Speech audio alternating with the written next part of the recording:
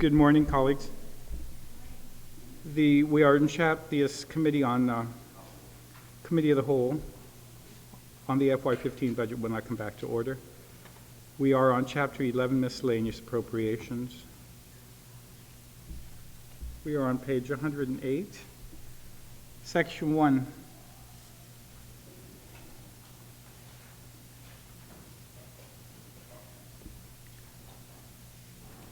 On the supplemental annuity for the retirees. This isn't the 200, is it? Yeah. Senator.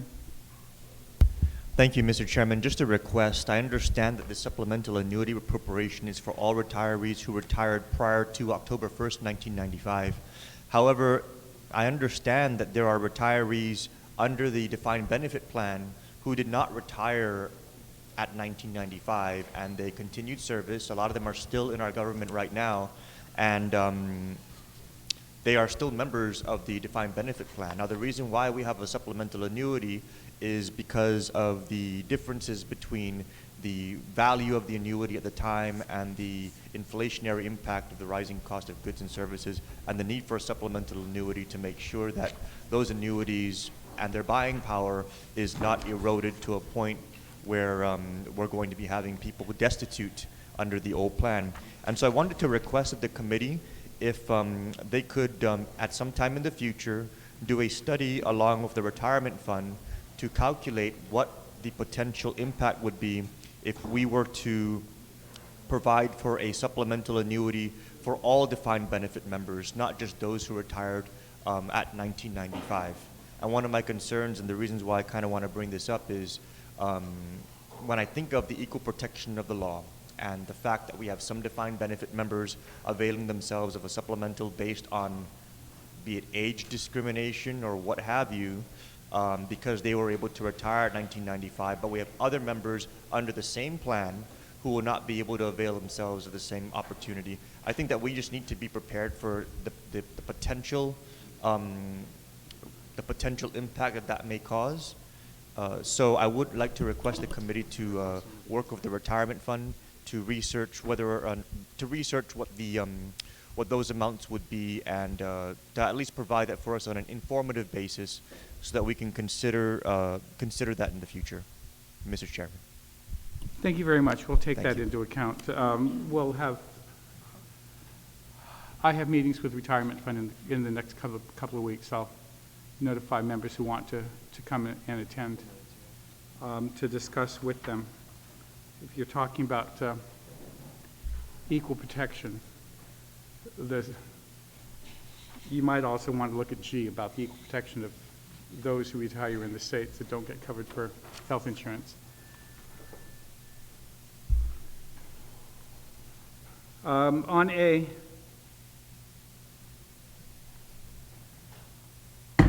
B, all the rest of this is just, but we'll just go through it just so that. C, D, E, F, G. There's an appropriation in G.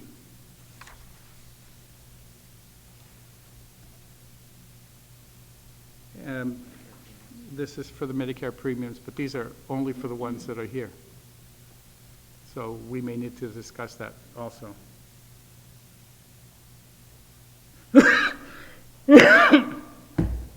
H, I, J. Section 2, survivor supplemental annuity.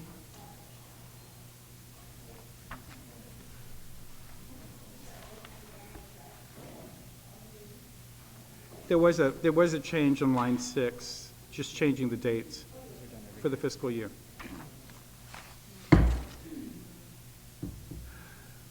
Section 3, the disability supplemental annuity, again, a change in the date things.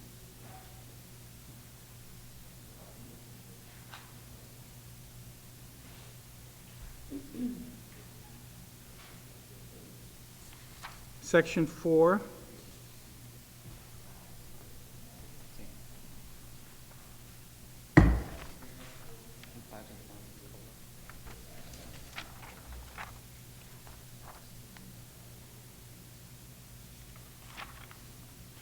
On the bottom of Section 5, on the top of 114, that's a COLA.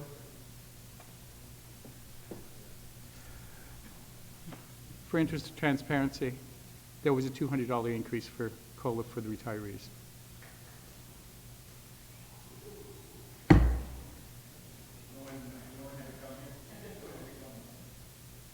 Section 6, the Capitol District Fund.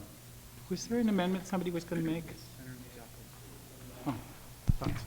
Senator Limtiaco. Thank you, Mr. Chair. Mr. Chair, I just want to ensure that Section 6, the appropriation and really more like the refund of the Capital District Fund, that we put some stipulations on this so that we make sure that we were in line with the spirit and the intent of the original legislation, to make sure that this money is used for the rehabilitation or the renovation of the old legislature building, as well as any other capital improvement projects that fall within the intent of the Capital District Fund. So I'd like to make an amendment to further define and ensure that this fund is not used for any operational expenditures. So, Mr. Chair, I want to add the following language to the end of Section 6, ending at fiscal year 2015. The following language would be added, and shall not be used for any operational expenditures. And we want to just ensure that these funds, once again, are used specifically for the spirit and the intent of the original legislation and not for operational expenditures. Thanks very much, Senator Limtiaco. Any comments on the Limtiaco amendment to Section 6? Any objection to the? Hearing no objection. Section 7. Yeah, I did. I did gavel Section 6, right? Okay, just in case. I was reminded I hadn't, though. Section 7, the health and insurance expenses for the retirees. In this one also, it only covers those who retire locally. Anybody who retires off island has no health insurance. Section 8, public street light appropriate, I'm sorry. Anything on, wait, on 7, the retiree. Section 8, public street light appropriation. I saw two hands go up. I'll go with Senator Addett, then I'll go with Senator Uggan. Thank you, Mr. Chairman. I just wanted to make sure I understand correctly that the total appropriation for street lights will be $8,818,621. Exactly as was recommended by the administration, yes. Okay, fine. All right. So I was reading it correctly. Thank you. Senator Uggan? I don't know if it's because he sits right to my immediate rear or because I sit in front of him, but that's exactly the same question I had, Mr. Chairman, in terms of the total cost. Because my question then, my follow-on question would be, how much was actually either expended or allocated in fiscal year 14? Because I remember not too long ago where the cost was about $5 million and now it's escalated to 8.8. Give us a second.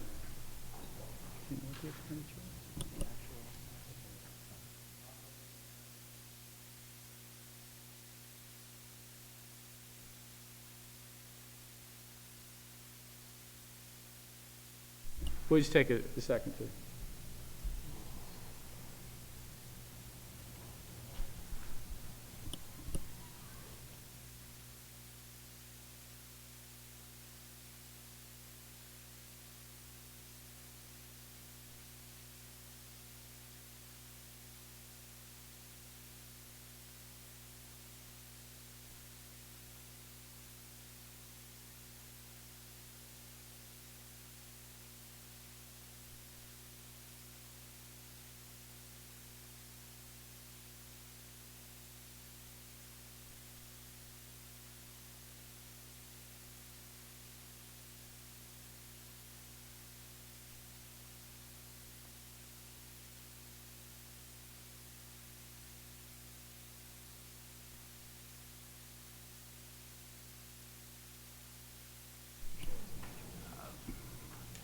The actual expenditure, I'm sorry, we don't have readily available, but year over year, it's gone from 5 million in 2010 to 6 million in 2012, and then 7, 8 in 2014. Yes. And thank you very much, Mr. Chairman, for sharing that information. And one of the reasons why I bring this up is because I know that GPA is in the process of installing energy efficient lighting, which is supposed to translate into cost reduction in terms of the overall cost of some of the street lights. And any of those cost reduction based on the appropriation was going to be retained with the express purpose of putting up additional street lights in our community. And I believe, if I'm not mistaken, the cost savings was projected to be a little bit over $1 million. So now we're saying that in 2014, 7.8 was allocated. We're looking at allocating an additional $1 million for the street lights for the island-wide community, and then plus any projected cost savings as a result of changing over some of the street lights.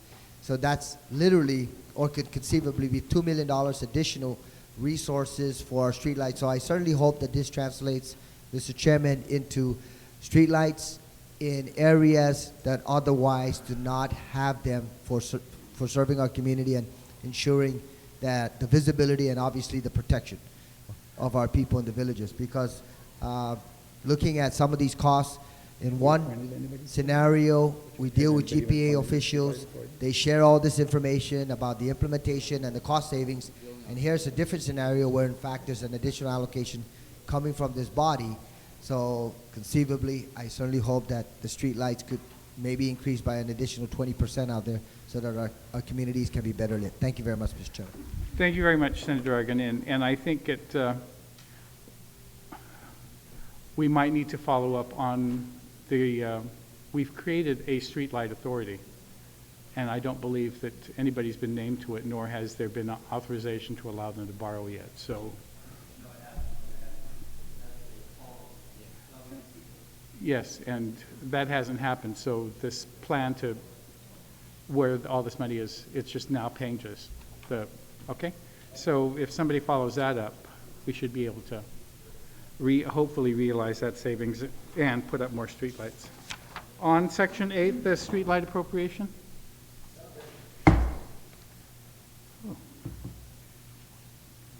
We're closing off that chapter. Anybody has any amendments to add to that chapter? Chapter 12, miscellaneous provisions. Section 1, the temporary employment of retired corrections officers.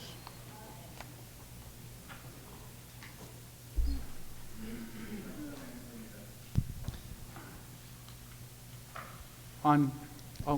Mr. Mr. Chair, just as a point of clarification, amendments to the miscellaneous provisions shall come at the end as we get through all of the relevant sections. Then we'll proffer the amendments, unless they pertain to that specific section? Yes, Okay, thank you. hopefully.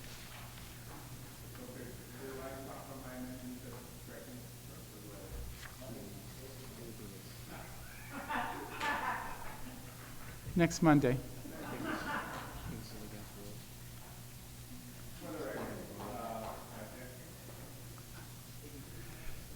Section 1, temporary employment of retired corrections officers.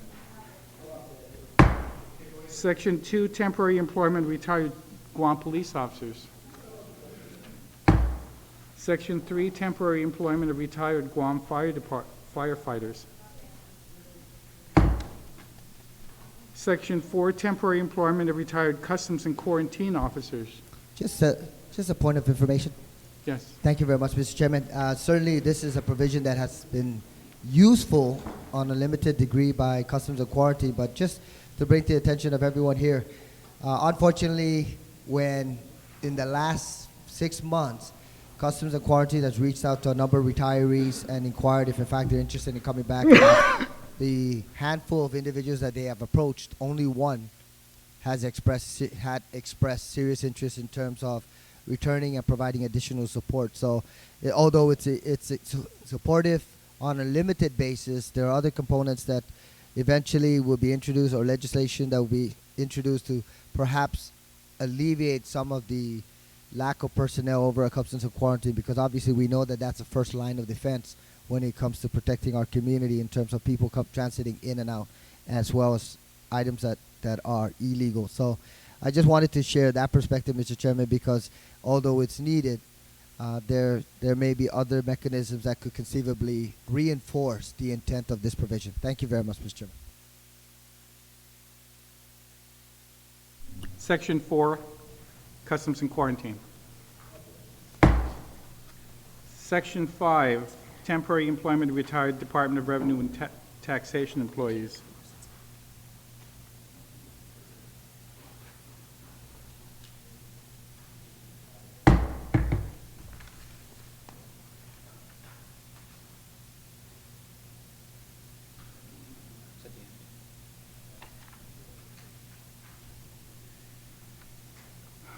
Section 6, Government of Guam Health Insurance Program, Enrollment for Employment pursuant to Section 8121A, Chapter 8, Article 1 of Title 4 GCA. Any objection? Section 7, Locum tenens exemption during the absence of the Chief Medical Examiner. Section 8, Transfer of employees.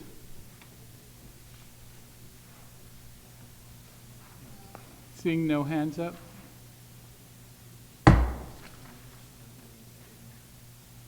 Section 9, restriction on hiring of unclassified employees.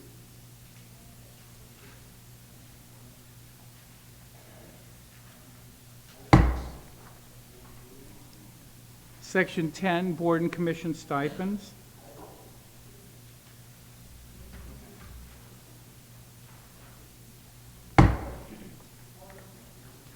Oh, I'm sorry. 9, yes.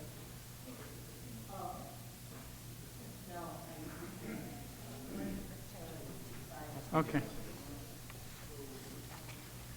All right. Section 10. Section 11. Authorize the Judicial Council to garnish income tax refunds for outstanding court fees, fines, and court-ordered obligations.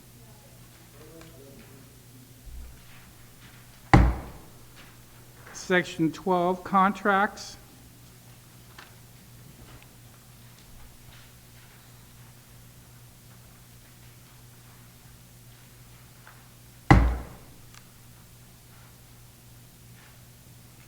Section 13, Senator Uggan.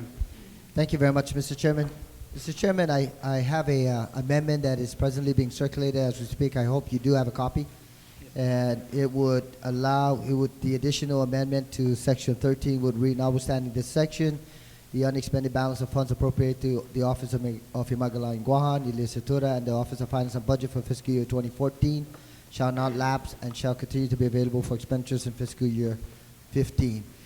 Traditionally, what has been done, at least in my recollection, is that the judiciary, as a co-equal branch of government, the Office of Himagalayan Guam, as well as the Legislature in Guam and OFB have traditionally been given this flexibility in terms of retaining some of the resources otherwise appropriated. Thank you, Mr. Chairman. Senator St. Nicholas. Just to clarify again, Mr. Chairman, we're on Section 12, contracts. No, we're in 13 in continuing appropriations. Senator Uggan has an amendment adding 4 lines to the bottom of Section 13. I do have an amendment also I would like to proffer for maybe to precede Section 13. So we're on the Senator Uggan amendment right now. Oh, on the Uggan amendment? On the Uggan amendment. On the, you have an amendment, Senator Nicholas? Yes, thank you, Mr. Chairman. To proceed to Section 13, maybe in between contracts and continuing appropriations, I'm not quite sure exactly where, and perhaps the chair can advise what would be the best section for me to propose this amendment, which has been circulated. There has already been a public... Which one? You have several.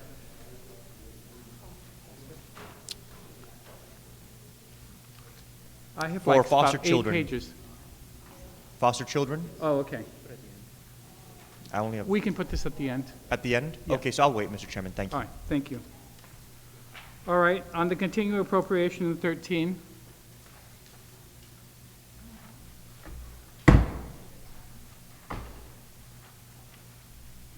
'14 disappeared, and so there's a renumbering of, renumber the rest of this.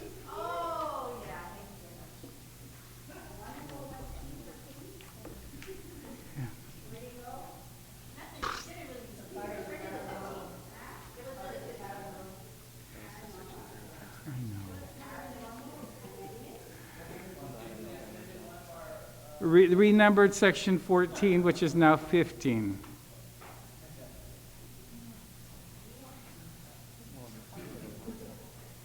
Anybody?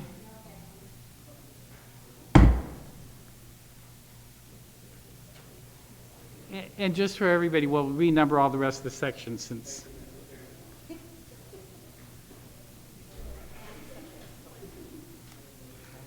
Section 16/15, the 25% appropriation.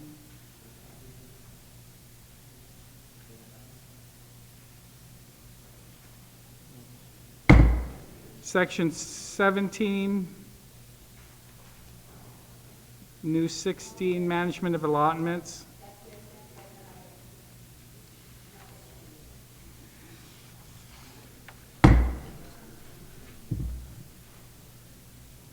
Section 18.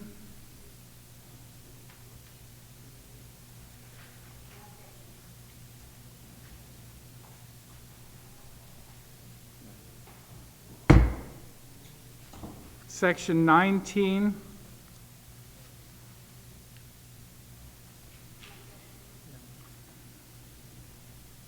Section 19. Section 20.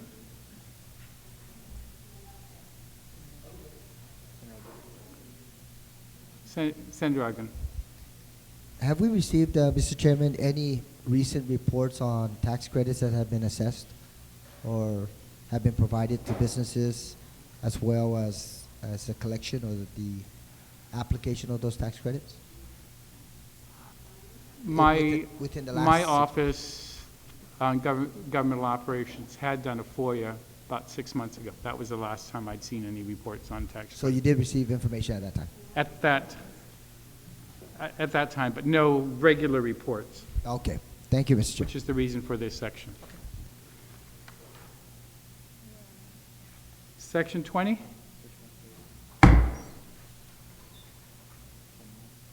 Section 21.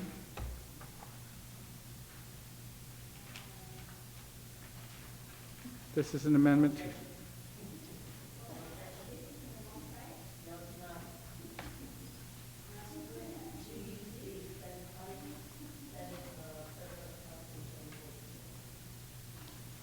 Section 6, Section 21.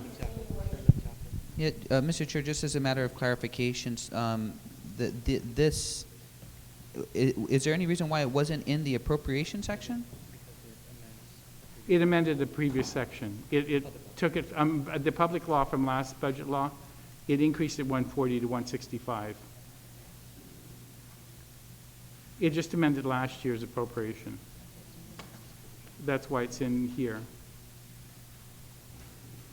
It provided a $25,000 increase, separate from what is going to be provided in 2015.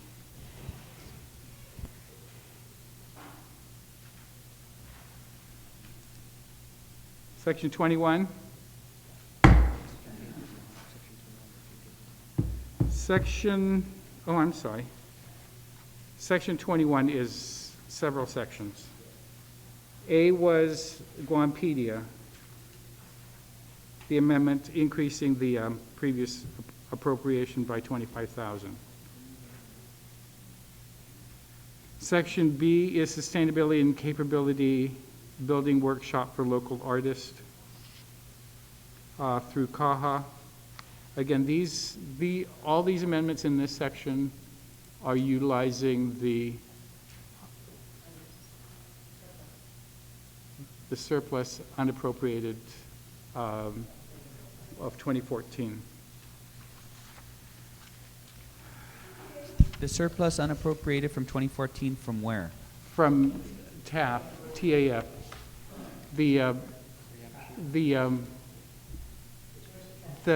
Tourist Attraction Fund, last year, we anticipated 28 million. We actually received about 32. So the 2 million increase, some of it are being reappropriated in here. Senator Yamashita. So, Mr. Vice Speaker, so how much then is Guampedia going to be able to access this fiscal year? Guampedia will access the 165 for up until the end of next month. Hopefully they've received. And then in the new fiscal year, they get 140,000. Yes. So that 165, whatever the balance is between today and the end of the month, or the end of September. 25,000. 25,000? Yeah. Okay. All right, thank you. It's an increase for this year, but they have a completely separate appropriation that we put in the TAF section, Chapter 10.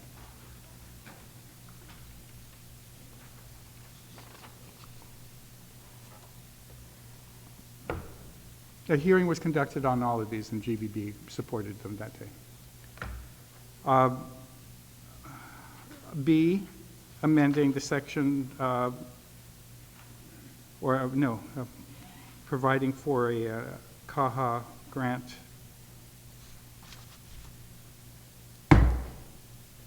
Section 3, amending the 2014 appropriation to PAA from 80 to 100. Section 4, amending Historic and Lahan Foundation's appropriation from 25 to 50. Section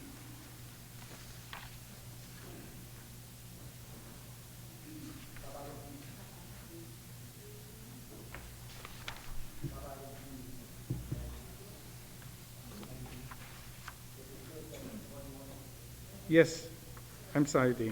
I'm sorry, subsection D. E to the Hadza.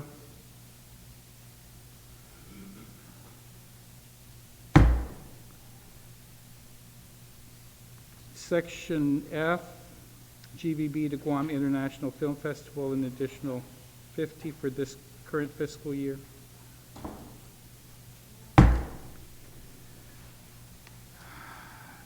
Section G,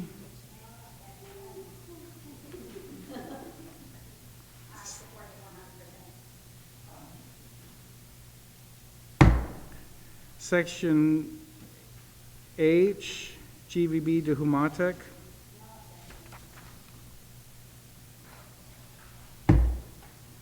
Section I, amending omelet.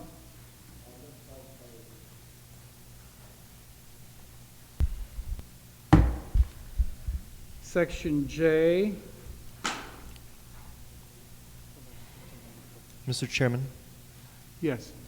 just for the record, Yes. all of these previous subsections that we've gone through and we've appropriated additional funding for are for good causes. But again, you know, this just kind of underscores the need for us to make sure that we have action plans and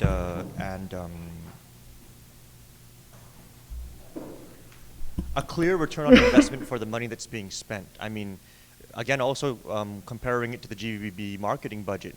Just because tourist attraction fund revenues go up doesn't mean that we all of a sudden ratchet up the budgets of everything across the board for just an additional spending opportunity. You know, I mean, we're practically in the last month of the fiscal year. We're amending this fiscal year's budget to provide all these revenue sources for one more month of operation, and of course we're providing the necessary language for it to be able to carry over. But then again, also for many of these same sources, we're providing an appropriation for fiscal year 2015. And so it's great that we're supporting good causes, but what I would like to see, just for prudent utilization of funds, is an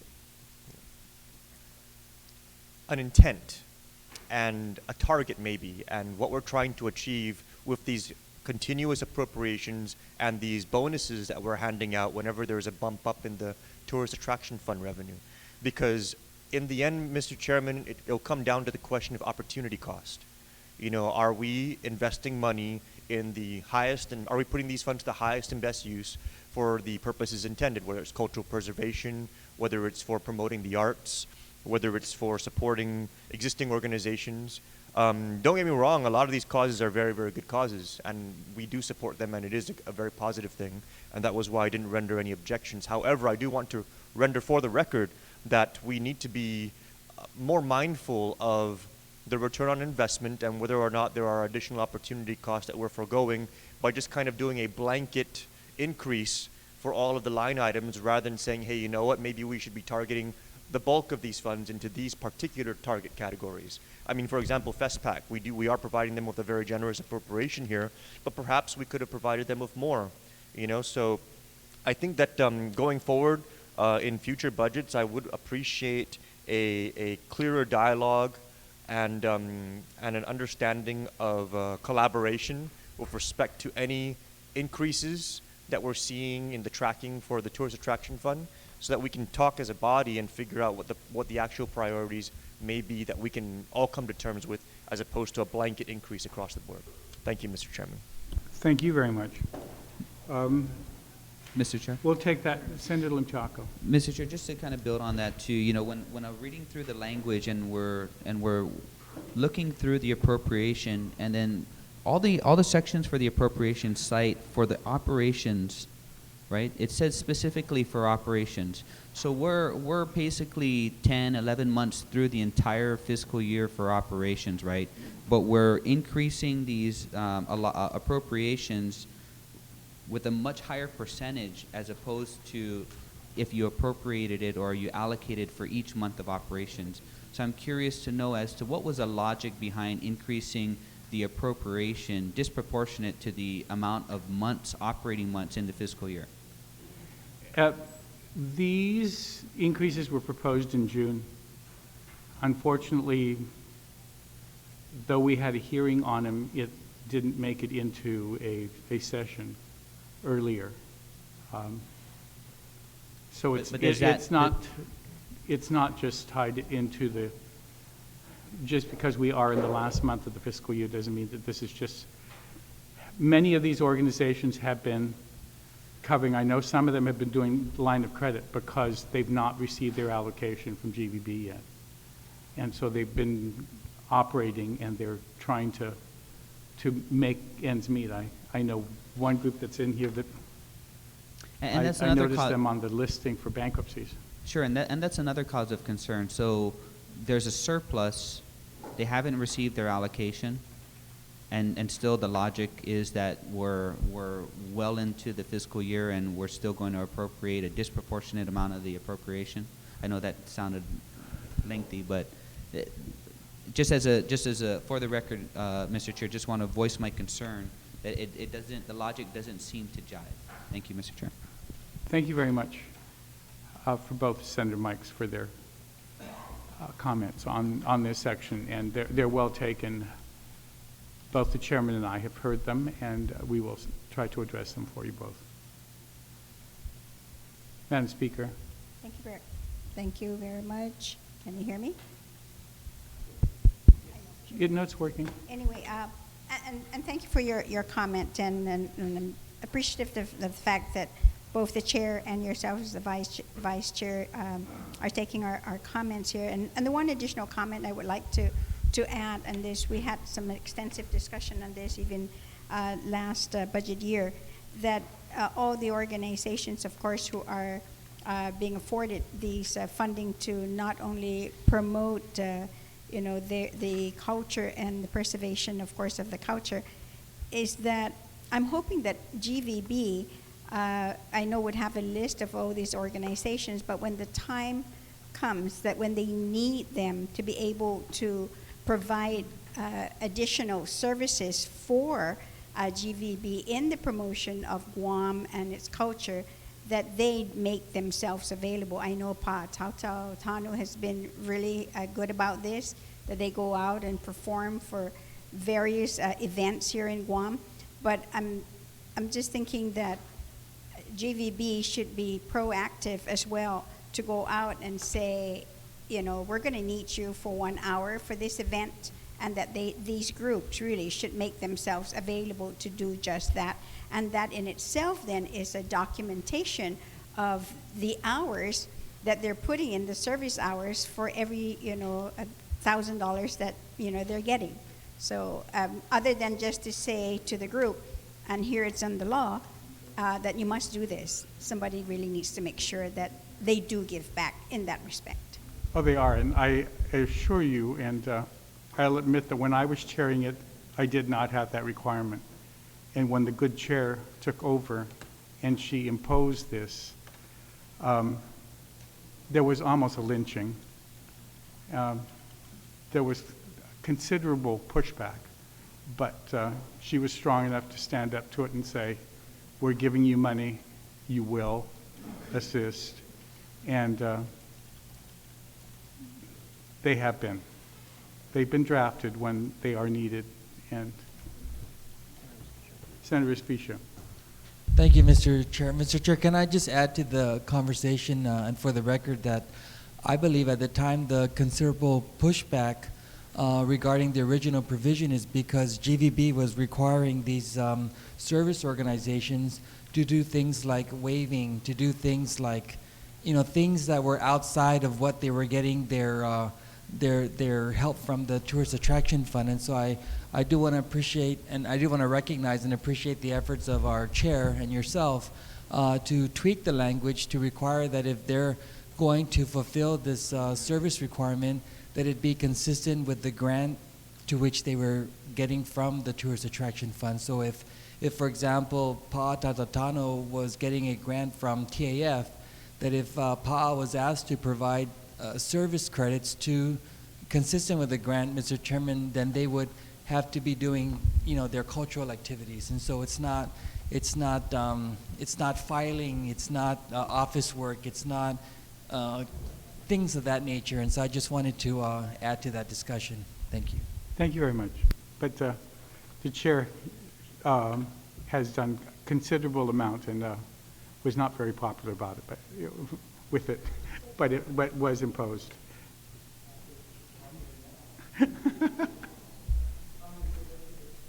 On the continuing appropriation section, section J.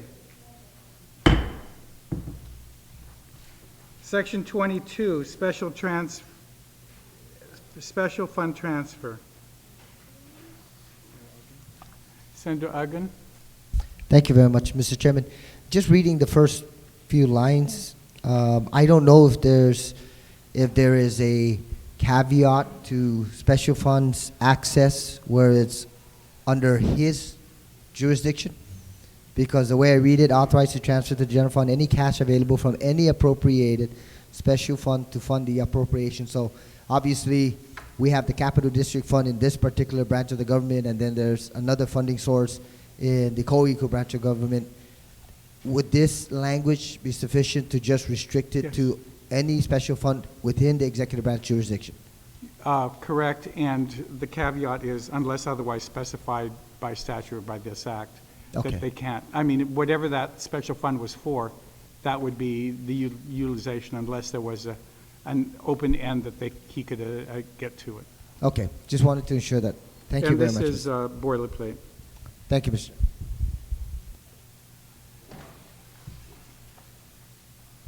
Section 22. Section 23.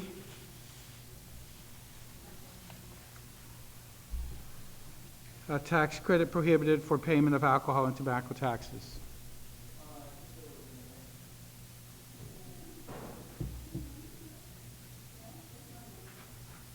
Senator Respicio. Thank you very much, Mr. Chair. Mr. Chair, I understand the rationale behind Section 23. However, there is existing statute that's been codified that requires whenever a tax credit is going to be credited and taken away from the alcohol and tobacco taxes, that the general fund is reimbursing that requirement. And so while I appreciate the reason why this thing is in here to protect the programs that are being funded under the alcohol and tobacco taxes, like I said, there's other provisions in the code to require that reimbursement, so I move to delete Section 23 in its entirety. There is a motion to delete. Speaker? Speaker. I'll take a short recess.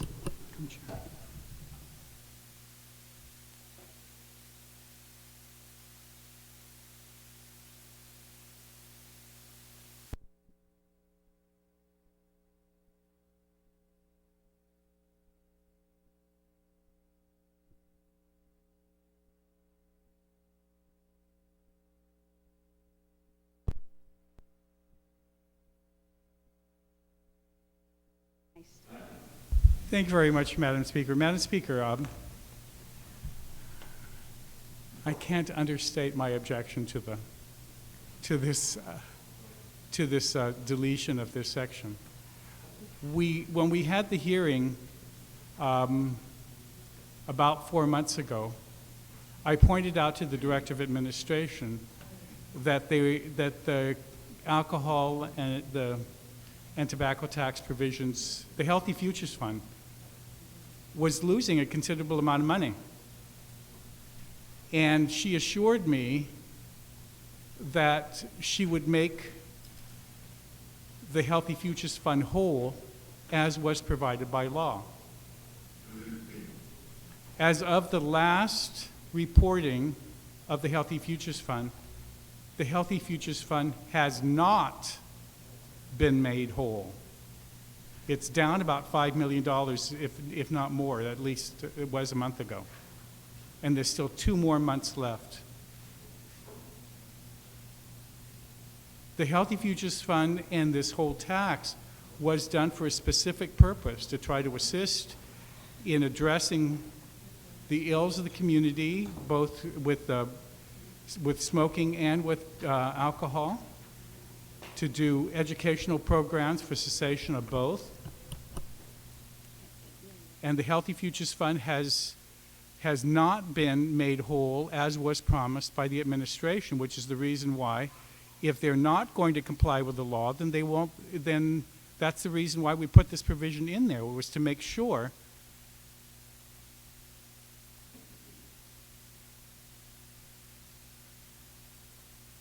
and the Healthy Futures Fund helps all kinds of things. That we were at the Pink Ball the other day, 2 weekends ago, Madam Speaker, and the Healthy Futures Funds provides funds for cancer care and American Cancer Society, all the other agencies that assist individuals suffering from cancer.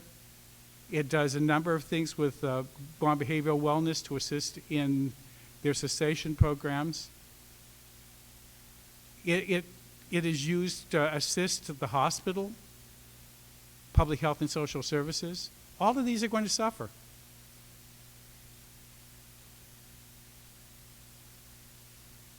So I apologize, but I will have to strongly object to the deletion of this section. Senator Nicholas, you're recognized. Thank you, Mr. Speaker. I must join the Vice Speaker in the objection. Earlier in the process of the budget, I made attempts to withdraw the Healthy Futures Fund as a funding source from GMH and instead replace that with the general fund for the purposes stated by the Vice Speaker. We've seen numerous occurrences of tax credits being applied to alcohol and tobacco taxes that are supposed to go into the Healthy Futures Fund, and that Healthy Futures Fund is supposed to support our shared priority of health. The Guam Behavioral Health and Wellness gets 20% of its entire budget from the Healthy Futures Fund. Public health gets 10% of its entire budget from the Healthy Futures Fund. GMH gets about 10% of its budget from the Healthy Futures Fund as well. And then we have the cancer research and registries that get funding from the Healthy Futures Fund. We have interscholastic sports programs that get funding from the Healthy Futures Fund. And so this section here will make sure that no tax credits get applied to alcohol and tobacco taxes that are supposed to go into the Healthy Futures Fund to support all of our healthcare priorities. That doesn't mean that there can't be any tax credits. It just means that if tax credits are going to be issued, they cannot be redeemed against that fund that is so critical to us meeting our capitalization priorities of health and health prevention of health issues. So, Madam Speaker, I join the Vice Speaker in objecting to the removal of this section. We need to make sure that health is properly funded, and that was the reason why I initially tried to get them to be funded more so from the general fund, especially GMH, as opposed to Healthy Futures Fund, because over the course of this fiscal year, GMH already has been appropriated and has not received up to $14 million. And so if we want to make sure that this going concern of the Guam Memorial Hospital doesn't turn into a shutdown or a major crisis going into next year, we at the very least need to make sure the funding streams are going to be there. And the surest way we can do that is to make sure that that no tax credits are going to go to offset those funding streams. So in the interest of preserving health, in the interest of addressing the going concern at the Guam Memorial Hospital, and in keeping it operating in fiscal year 2015, or at least doing our best to do so, I must join the Vice Speaker in the objection of the removal of this section and support prohibiting the issuance of tax credits against alcohol and tobacco taxes. Thank you, Madam Speaker. You're welcome. Is there anybody else? Senator Dueñas, you're recognized. Suzus Masi, Madam Speaker. Madam Speaker, I certainly understand the objections of the two retiring speakers. But I think I have to provide maybe just a little bit more perspective. And that is that the mover is correct in terms of what programs and what commitments are in place. I think what we're talking about here now is the judicious use of these tax credits. I have to say that Department of Administration, along with Rev and Tax, and others who can control the flow, have been doing a decent job. I think once again, as this body has that power and control and oversight, when we see anomalies that are in place that will, as at least one of the retiring speakers mentioned, put into detriment any program currently funded with the anticipated revenues from the Healthy Futures Fund, then we can certainly intervene at any time.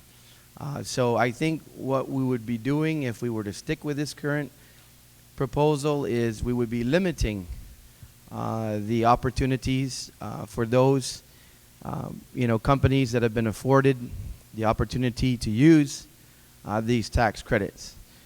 Madam Speaker, I would also offer that if we continue to, and we go down the road of limiting the use of a program that we put in place under the tax credit opportunities, then I believe this legislature basically at some point would have to come up with cash.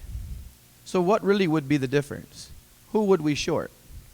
What program would we cut from if company X was holding what was supposed to be or purported to be legal tender, but it's not?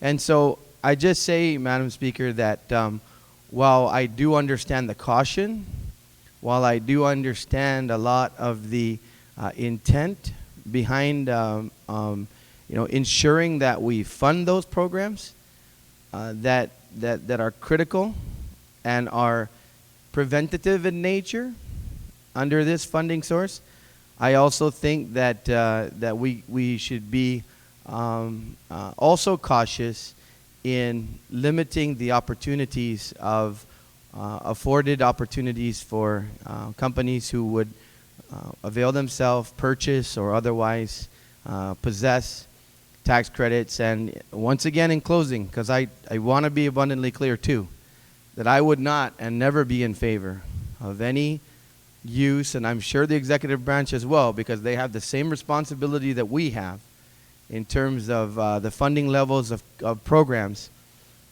If there becomes any time whereby those programs are in jeopardy, then we certainly have that opportunity to intervene, and I would not be supportive of taking monies away from any of those programs. So for that reason, Madam Speaker, I join the mover in saying that we will remove this, but we will also stay diligent with regard and vigilant with regard to the opportunities. Thank you, Madam Speaker. You're welcome. Is there anyone else who would like to speak on the amendment? There being none, Senator Rodriguez, you're recognized. Thank you very much, Madam Speaker. Madam Speaker, I also joined my other colleagues in objecting to the removal of this amendment. I believe it's really counterproductive to the efforts that really this body, as well as other bodies, the NCD Consortium, you have the cancer advocates like the American Cancer Society, the Guam Cancer Care. There were efforts to get our community healthier. And, one of our previous speakers talked about how we're not saying we are eliminating the program, the tax credit program. All we're saying is that we're limiting it, that you cannot offset it against taxes, these excise taxes on alcoholic beverages and tobacco products. It's no different from when we want to do a tax credit, and there's a limit on what we can do because of our debt ceiling with with our GRT, and so there's no difference to that. This one here now relates to critical areas in our government that revenue from these taxes are funded by, and so it's really simply put, it's counterproductive to the work that we're all working very hard to ensure that we fund the programs that need to be funded for people who are who are sick with cancer. And people who are really going through a lot medically in our community. So I hope and pray that my colleagues join in the objection of this amendment. Senator Mike Limtiaco. Thank you, Madam Chair. Madam Chair, just as we're dealing with the budget, and this amendment, unless there is a offset of how to fund the liability to the government for these tax credits, it's imbalanced.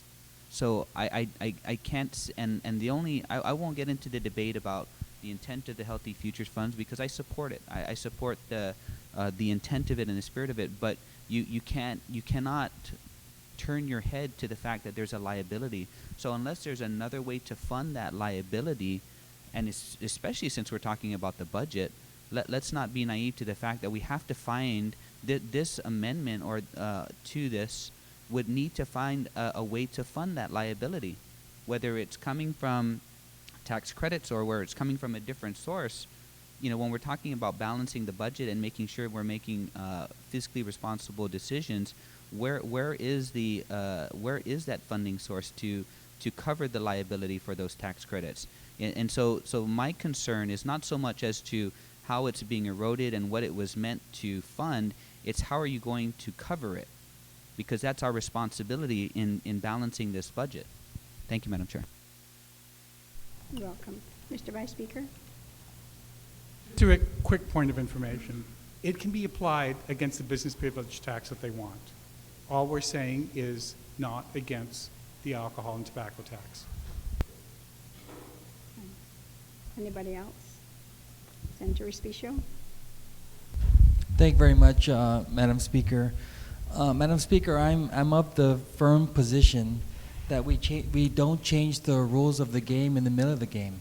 And what this amendment does, it changes the rules when there's already an existing law and existing mechanisms by which the tax credits are being marketed. Madam Speaker, I'm not, these tax credits, as we all recognize, is problematic.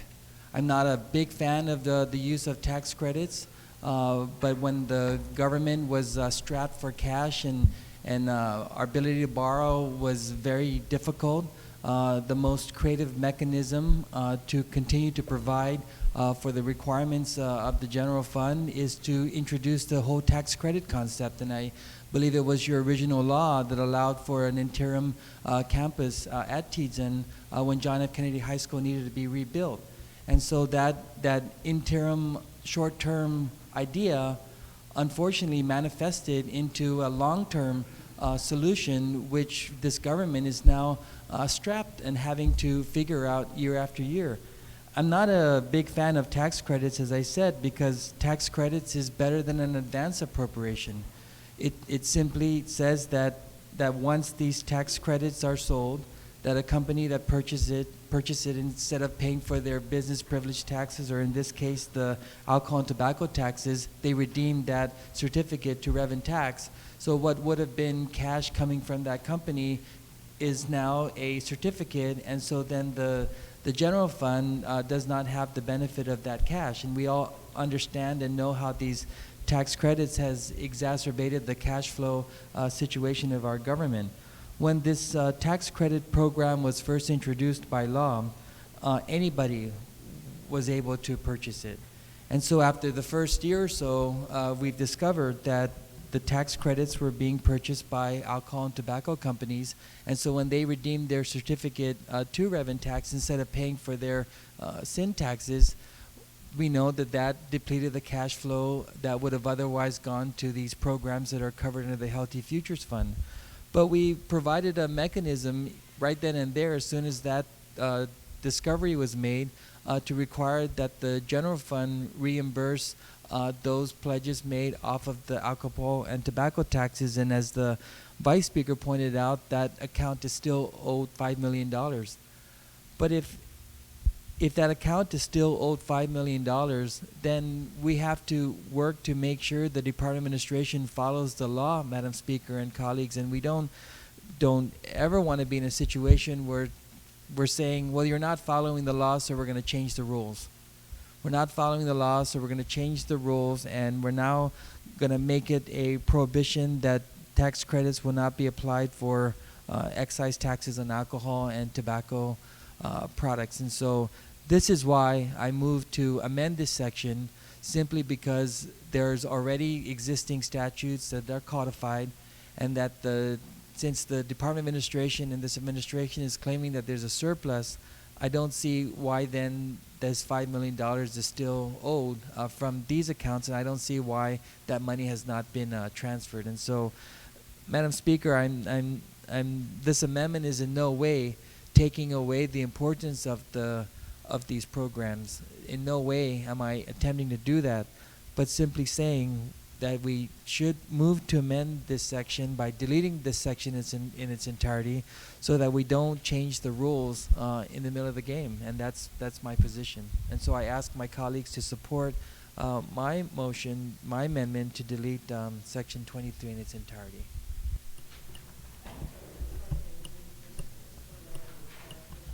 Senator, yes. And maybe, Madam Chair, Madam Speaker, anybody could answer this.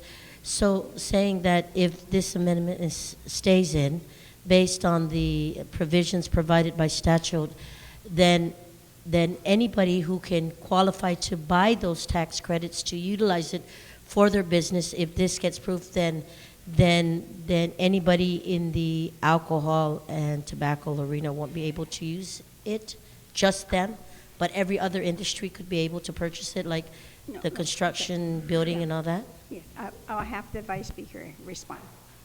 Thank you.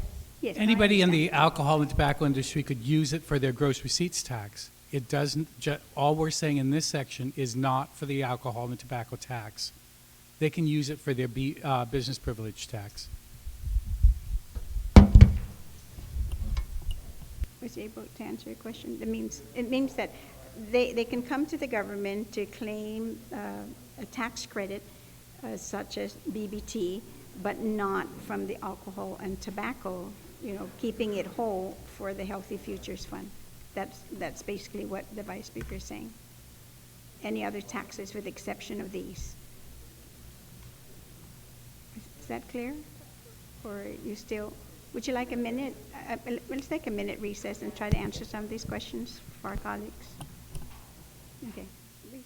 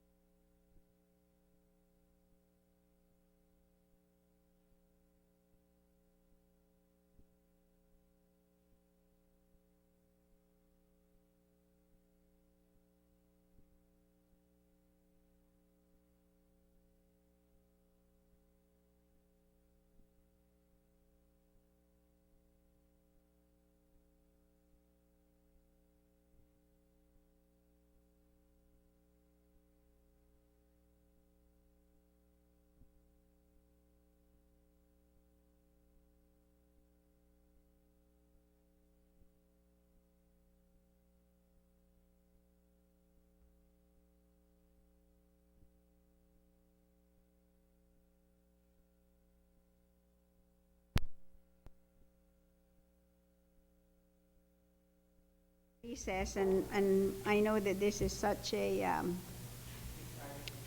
an exciting issue that everybody's kind of torn, and that reason for that brief recess was to allow for the dialogue back and forth without the formality, of course, of how we were conducting ourselves here. But I understand that the Vice Speaker, of course, who is the chair right now, that you have there is something else you want to add, Mr. Vice Speaker? No? Okay, so there definitely are objections to the deletion of this particular section, which is the prohibition of using tax credits as payment that really drawing from the alcohol and tobacco taxes. So since there are objections and all in favor of the deletion of this particular section, please raise your hand.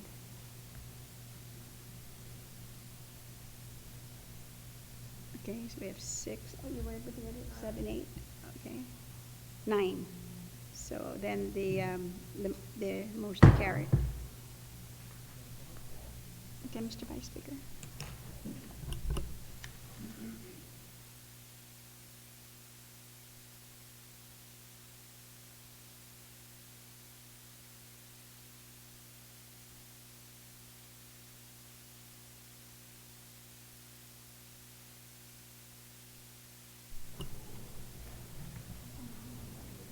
Section 24, law enforcement retroactive payment. Senator McCready. Thank you, Mr. Chairman. I'd like to thank you for adding this to Section 24 and miscellaneous provisions. This is something that has been long overdue. I'd also like to thank the body for agreeing to put it in here, and I'm working with Senator Frank Uggan to give 13.5% to the judiciary of Guam as well. I think this is a $10 million well-spent investment into not just the Guam Police Department, but the fire and every other man and woman who wears a uniform to protect our island and to protect our communities and our families.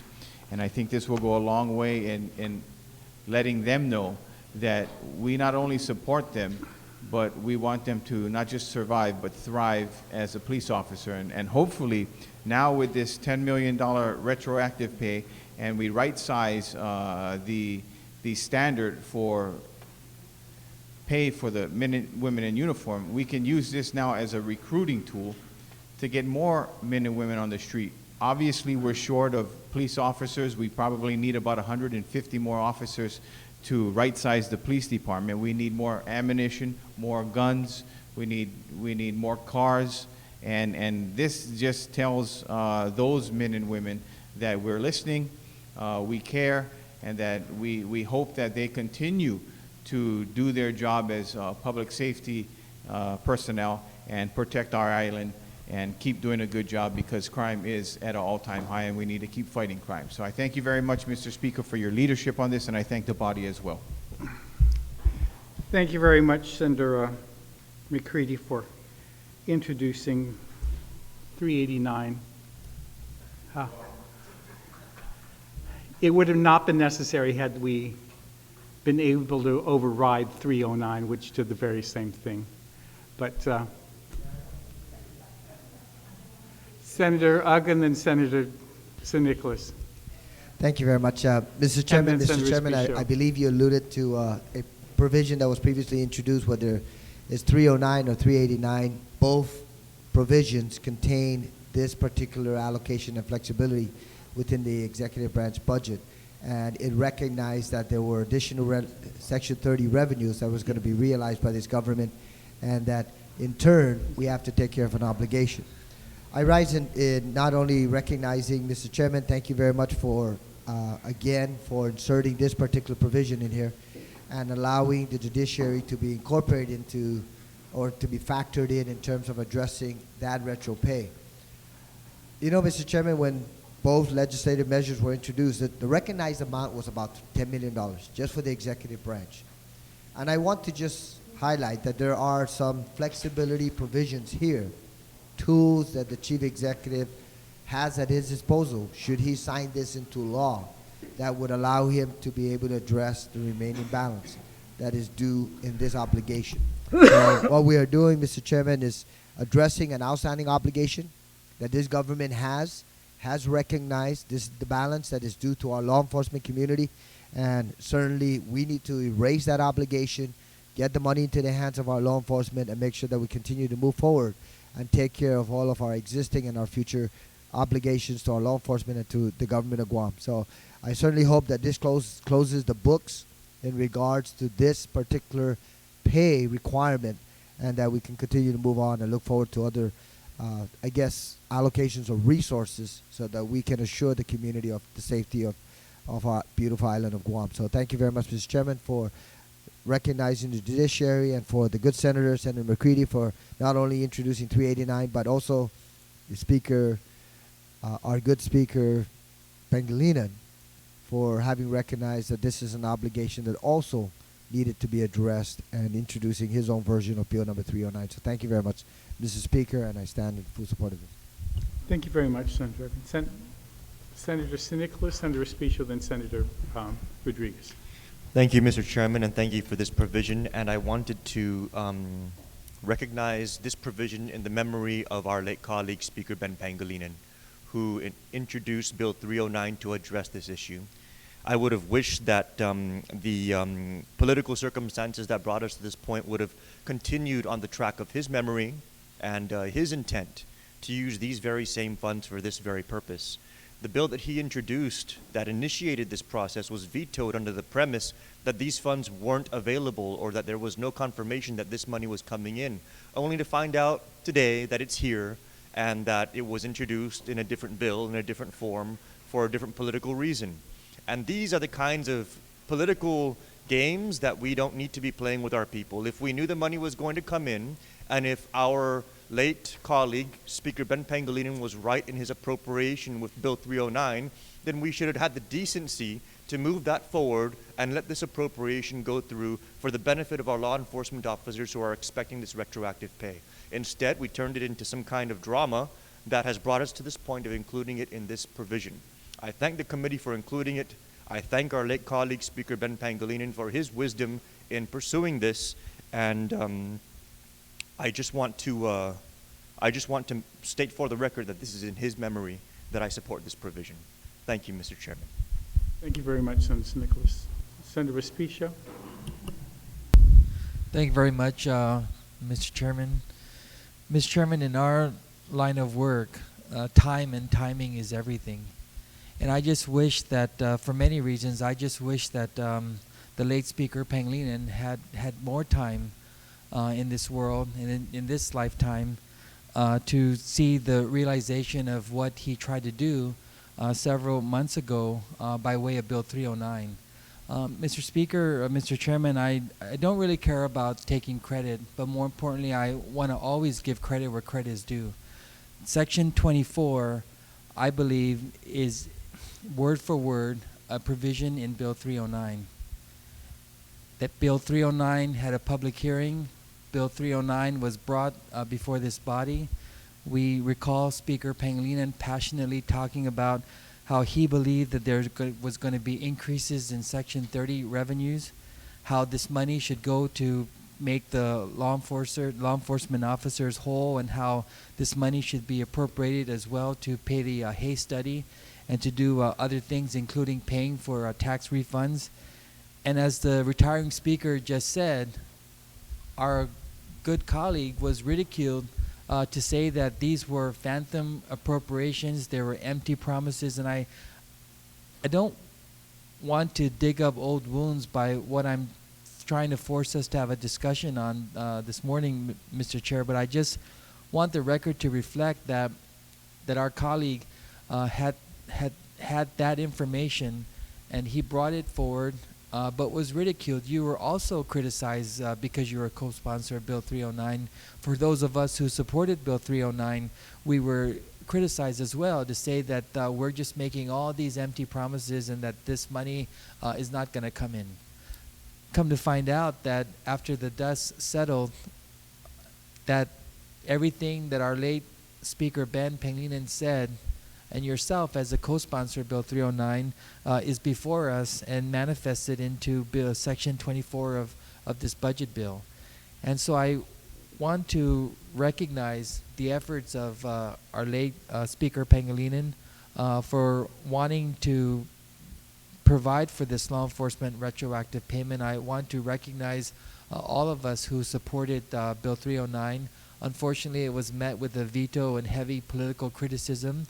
And today, we're seeing another rendition of that effort introduced by way of another bill, and again put our speaker in a very difficult situation to ask Speaker Wampat to waive a public hearing on that bill because of the need to make this payment. And so Speaker Wampat appropriately responded that it's exactly what Bill 309 would have called for, and that it would be a part of this budget, so that way we can provide the much needed redress to our law enforcement officers. And so to the memory of our late Speaker Pangilinan for wanting to do this, and it could have been taken care of, like you said, if Bill 309 was simply signed into law or if there was an override. But unfortunately, we weren't able to do that. And unfortunately, for that and for many reasons, our colleague Speaker Pangilinan is not here today to witness his efforts early on materializing by way of this budget process. So thank you for the opportunity to reflect on Bill 309 and what could have happened had that bill been signed immediately. Thank you, Mr. Chairman. Thank you very much, Senator Respicio. Senator Rodriguez? Thank you very much, Mr. Chair. Mr. Chair, I'd like to echo the sentiments as well of my colleagues that, especially for those of us who supported the initial effort by our late Speaker Pangilinan in this effort. Nevertheless, Mr. Chair, I'd like to thank, of course, our colleague who had moved to include this in this budget. And I want to thank you also for going even further to including the Office of the Attorney General to ensure that their law enforcers as well are covered by this retro pay. Thank you very much. Thank you very much, Senator Respicio. Any other senators? Senator Duenas, then Speaker Wampat. Thank you, Mr. Chairman. I'm going to offer some observation, not wanting to change the direction of this very cordial and very respectful budget process thus far. But I think it's important to at least provide a balanced perspective, while yes, honoring the memory of a great senator, a great speaker, Speaker Ben. The dialogue with regard to the appropriation, and certainly Speaker Ben's discovery of a reconciliation process that would inevitably result in the realization of these funds, however, was at that time premature. And in the culmination of the realization of the funding source and the funds, true to form, true to word, and I'm commenting on this section because the next section is a bill I introduced. A companion bill, if you will, to the bill moved by my colleague, Senator Brent McCready. I concur wholeheartedly that the intent and the language is in honor, in deep honor, of our good fallen colleague. However, I will point out that there were items within Bill 309 that were disagreed upon by members of this body. It is not important to rehash those issues. It is not important, as my good colleague, the majority leader, said, to open wounds. But it is important to honor intent, to honor the mover's desire to make whole the law enforcement personnel, and in the next section, the promised compensation under the Hay Pay Plan. So in closing, Mr. Chairman, and I hope I've done the honor and due diligence of being respectful, of simply pointing out the balanced perspective, I join and wholeheartedly once again admit that the contents of both of the bills that were introduced were in fact and are in fact very honorable and very representative of the late Speaker Ben Pangilinan. I want to close by thanking this body, namely the Speaker, for allowing and for you, Mr. Chairman, on placing those provisions in this substitute budget. As you know, in our talks, I brought up an issue to introduce a bill that I've introduced, and I won't even go into that detail, into this budget, even on the premise that these two bills did not have a public hearing. But the spirit was met. It was met by you, Mr. Chairman, and it was met by the Speaker that yes, I had to defend myself on a talk show as well. And so I think this is all in consideration of what happened.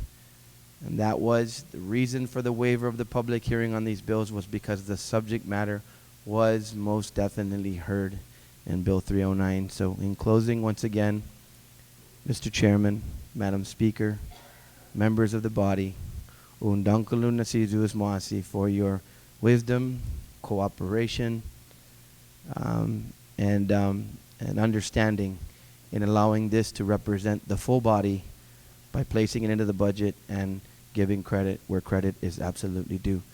And that is to our good fallen colleagues. Si Jesus Moasi, Mr. Chairman. Thank you very much, Senator. Any other senator wish to be heard? Senator, well, Speaker and then Senator Adam. I'm sorry. Thank you very much, Mr. Chairman. Mr. Chairman, I know we're talking about the late Speaker Ben, and of course this brings back, of course, a lot of emotion again, but this Bill 309 was actually, I think, the last bill that Speaker Ben had placed on the legislative agenda.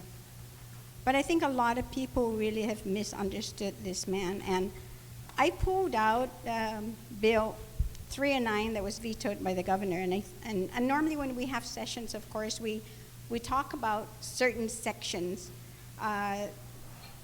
the enabling part of the sections, but not really the legislative findings and intent.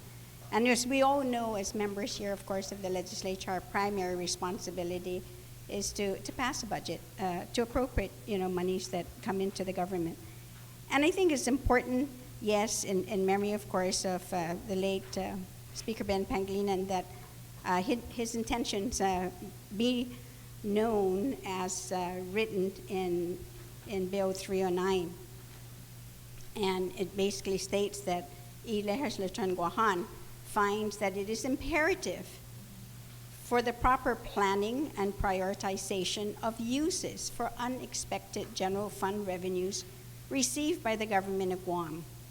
Over the previous 2 fiscal years, Legislature Guahan has not been provided all the proper updates relative to the prior, current, and future fiscal year estimates, reconciliations, receipts, overpayments, underpayments, advance requests for subsequent fiscal years, receipt of the United States Department of Treasury warrants or notices of garnishments, and or discussions related to Section 30 revenues received or to be received by the government of Guam.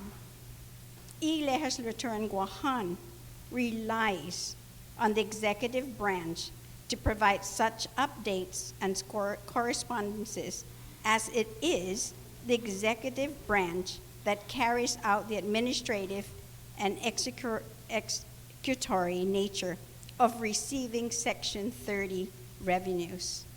As a result, Legislature Guahan, not receiving, of course, updates as to the receipt of Section 30 revenues, the legislature, in its communications, of course, was able to find out that these monies were coming to the government.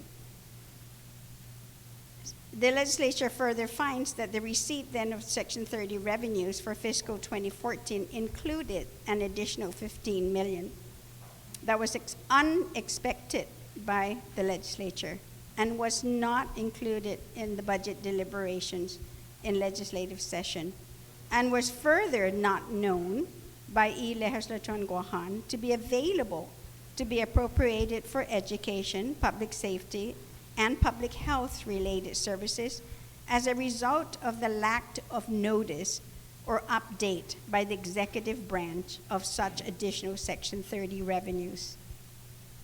Such additional Section 30 revenues received at the same time Section 30 revenues were received for fiscal year 2014 were included in BBMR's Consolidated Revenue and Expenditure Report for the 12 months ending September 30, 2013, and were not included in any of BBMR's report for each month in fiscal year 2014 through April 30, 2014. Legislature Guahan further finds that Imagalahin Guahan expended such additional Section 30 revenues for the payment of unpaid income tax refunds only after Legislature Guahan urged such action and utilization of those funds.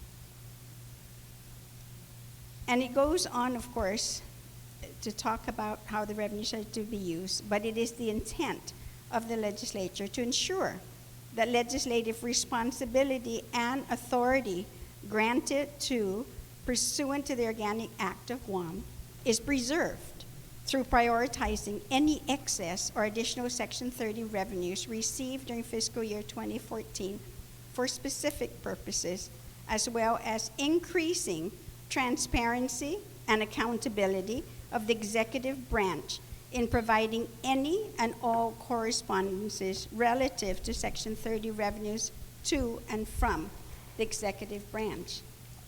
Now, granted, there were other issues there of concern or disagreement other than to pay for the law enforcement retroactive payment and the competitive wage. This is the governor's message when he vetoed Bill 309, that it seeks to then appropriate the $22 million in excess Section 30 fund revenues that allegedly represent a windfall to Guam. This $22 million does not exist. Today, we confirm with our federal partners that $7.8 million is on its way to Guam, with a total commitment not exceeding $15 million to date.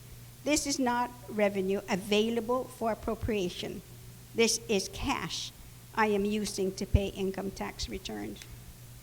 And in closing, he said, this administration has repeatedly stood firm that it will not enable the empty promises to continue to be made by the legislature. Bill 309 is a misleading and reckless gimmick that serves only to advance political aims at the expense and hopes of hardworking Guamanians. This is a deficit spending in its plainest forms. It is wrong, and I will not tolerate it. Bill number 309 is vetoed. And today we know that the money is there. And Speaker Pangilinan was vilified, accused, wrongly.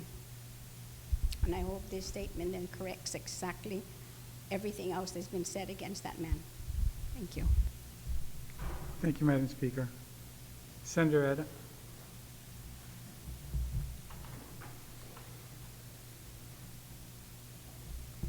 Senator Tom Eda.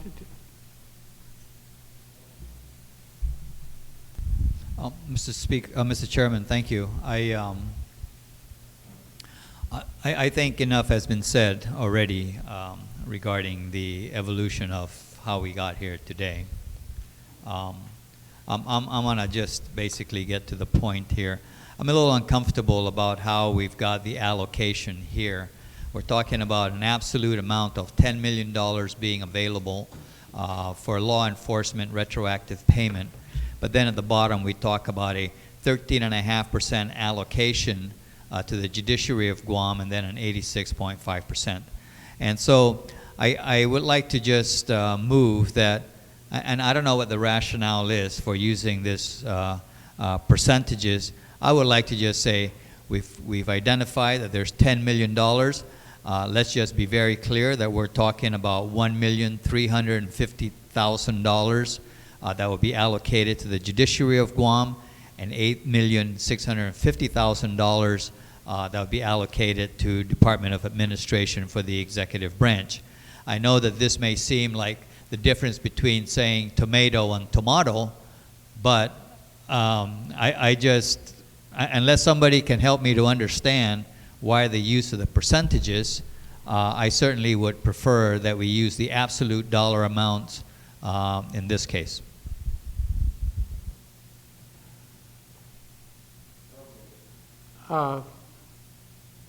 We'll take a short recess.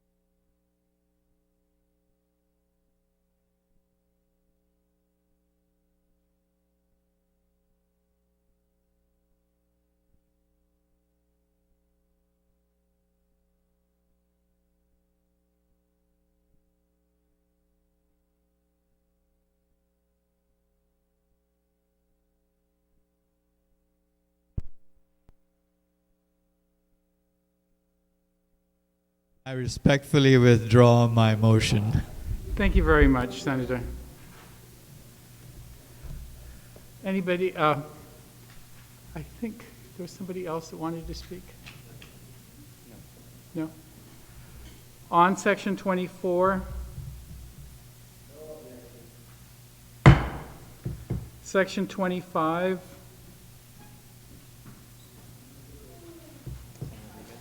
Senator Rodriguez. There's an amendment by Senator Rodriguez. Everybody, please, can you refer to it? Senator Duenas, there's an amendment being proffered by Senator Rodriguez on your section. Okay. He has no objections to it, too. Anyway. Thank you very much, Mr. Chair. Mr. Chair, again, this, not to rehash what we just spoke about in the previous section, but again, this is one of those sections that was included in the bill that we had that had gone through us here, and really it's really in memory of our late speaker. But Mr. Chair, my amendment is to add a new subsection A, and the subsection would read appropriation to GMH, the sum of $1,532,631 from the appropriations in Section 25, Chapter 11 is hereby allocated to the Guam Memorial Hospital Authority to cover the costs GMH incurred for the Phase 1 of the Competitive Wage Act of 2014 in fiscal year 2014. And so what has happened, Mr. Chair, is that when the decision to implement the 50% half of the Competitive Wage Act, or HAY as it's known, there were commitments made that everyone would see this increase, and that it would be treated. Every employee of the government will be treated equally. And so, for the hospital, we wanted to ensure, and so we had the administration on record saying that they would ensure that funds are provided to GMA to cover this, because we know that as it is now, even with the increase in appropriation levels that is being provided in this budget for FY2015, it's not enough. We know the challenges, the struggles that our hospital faces. Come in there, I mean, we say it over and over again, you come in there, regardless of your ability to pay, you must be served. And so this has taken a toll on the hospital, and not just in recent time, but this is something that goes back 5, 10, 15, 20, even longer. And so what we're trying to do here is really change the mindset of our leaders that when we now put forward mandates, we really got to make sure that we fund it, especially for the hospital. And so when we say we're going to across the board provide implement this Competitive Wage Act, we must really put our money where our mouth is. And so what we know, what's been on record in the hearings we've had with GMH is that of the approximately 1.6 that it took to implement the Competitive Wage Act of the hospital, they've only received $120,000 from the administration. And so what we'd like to do here is from this $5 million is allocate and appropriate the sum of 1.532631 to GMH to cover what has already been remitted, so that now those funds will be freed up to other areas of the hospital, critical areas of the hospital that need to be funded. And so I ask my colleagues for their support in this amendment. And before I end, I'd just like to also thank Senator Duenas as well for ensuring that this provision is included in this budget. Thank you, Mr. Chair. Senator Rodriguez has proffered an amendment. Who wishes to speak on the amendment? Senator Morrison? Anybody else? Speaker Juan Pat. Thank you, Mr. Chair. I just want some clarification on when we're saying in Section 5, the remaining 50% of salary adjustments. Is this saying that we're bringing practically everybody whole?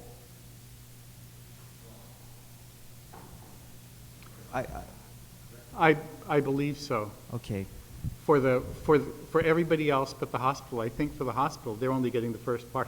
Right. So, and I guess the mover of the amendment, when we're referring on to phase 1, and I know this has to go back to some sort of plan, but what percentage are we talking about in phase 1 for the Competitive Wage Act for the hospital? Thank you, Mr. Chair, and thank you, colleague, for that question.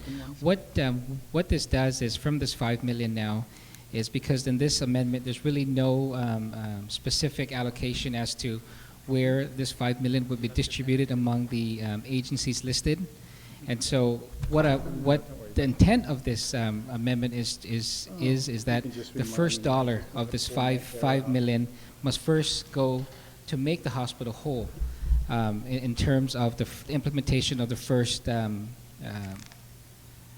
phase of the Competitive Wage Act, and then from there, after this 1.5, then that's when the remainder would then be used to implement the full Competitive Wage Act for the hospital as well as for the other agencies listed in this amendment. Thank you very much, Senator. Okay. Satisfactory, Senator? Yes, Morrison? I appreciate that. I just wanted to make sure we put that in record. I appreciate the mover of the amendment, and seeing that there's already been a phase that was put in place, but to plan for this. But I just want clarification for that, because I just want our folks out there who have been providing us information on this to hear that there will be some slight adjustment because of some of the redirection of these funds or appropriation of these funds to help the hospital. So I thank the mover of the amendment. Thank you very much. I believe Speaker Juan Pat, and did I see your hand go up, Senator Argan, to speak on this amendment? Yes. Thank you very much, Mr. Chairman. I do have a question from the mover of the amendment, that this amount of $1.5 million, I know you said here for phase 1, so then my impression then is that right now GMH employees have not received anything yet, because this is phase 1, and this particular amendment says 50% that means to take care of what I would consider phase 2, and the first to be included here says the employees of Guam Memorial Hospital. Can I get that question answered? Thank you, Madam Speaker. Madam Speaker, to answer your first question, the employees have been paid as when this was first implemented at the hospital, and this amendment is now ensuring that the hospital is made whole. So whatever they have incurred and whatever that they have been promised in terms of receiving the allocations, and we know that they haven't. We also have it on record. They provided the chair, I believe, some email correspondence indicating that they have been asking from this from the administration, and so we know they haven't. And so now that there's this funds that have been identified, we want to make sure they're made whole first in the first for the implementation of the first phase, and then as I answered earlier to our other colleague, that then now after that 1.5, that's when the remaining would be used to cover the other half for the hospital and all the other agencies listed in this amendment. No, now I'm even more confused. Okay, the wait. When they we were implemented the HAY, we were supposed to provide money for all the agencies. Yes. GMH was told that it would be provided a subsidy to cover their phase 1. And they were never then. They did not. They received a small amount. Okay, and then so 120, and they're still short You're right. 1.5. So then they used their existing budget then to pay Yes. to meet the first that initial Yes. distribution. So then, is this appropriation then of the 1.5 would be then to pay back the hospital for what they put in, Correct. right? Okay. And now, then of course, again, is to have the additional appropriation for the second phase to make them whole? Well, And it's hopefully, going to come I don't from- know. I and it doubt will that come- 3.48 is going to be sufficient to cover everybody's second half, but at least But the hospital in will the hospital being as short as it is, there's an attempt to try to make them whole at least for this. Do we have an competitive idea then of what maybe the balance is for the rest of these agencies that are listed here?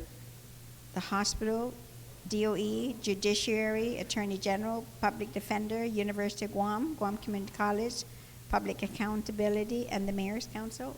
Do we have an idea whether it's 5 million or? Mr. Chair, just a point of information.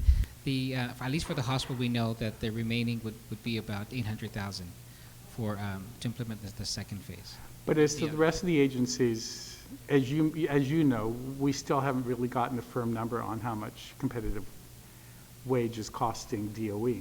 There's 2,000 grievances that are up, so there is no firm number.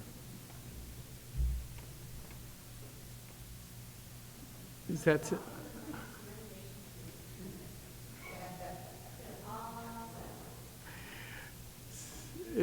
are you satisfied, Madam Speaker? Senator Reagan? Thank you very much, Mr. Chairman. You know, the chairman of the health just provided us with some additional numbers. I mean, $1.5 million is for phase 1. $800,000 is for all-inclusive, the requirement. So, Mr. Chairman, your $3 million allocation above and beyond this fiscal year for fiscal year 15 for GMH, I think is pretty much all absorbed by virtue of personnel costs. But, Mr. Chairman, I'd like to, because I think the message here with this particular section is to see if, in fact, retroactive compensation for the balance of the 50% can be implemented by virtue of this appropriation.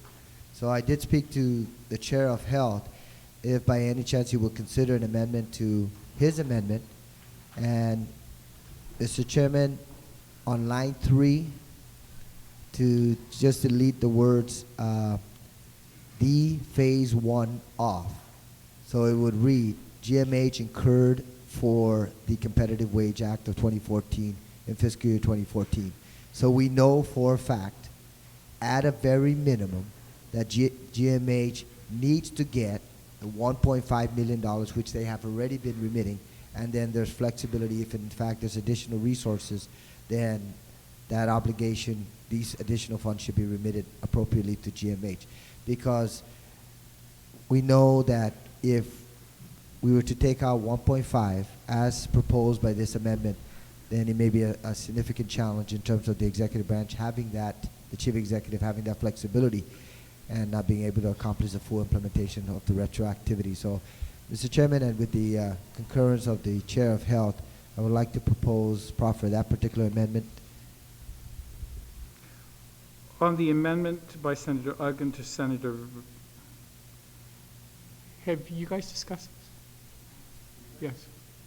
Thank you, Mr. Chair. Yes, we briefly discussed it, but I don't necessarily see a problem with deleting the words, the phase 1, because we're making it clear here that this is for what GMH has already incurred for the Competitive Wage Act, and so just to be clear on the record that that the intent is still to be able to have GMH in the running to receive the the balance from the implementation, if we're going to go back to implement the other half of the. So you have no objection to it? No objection.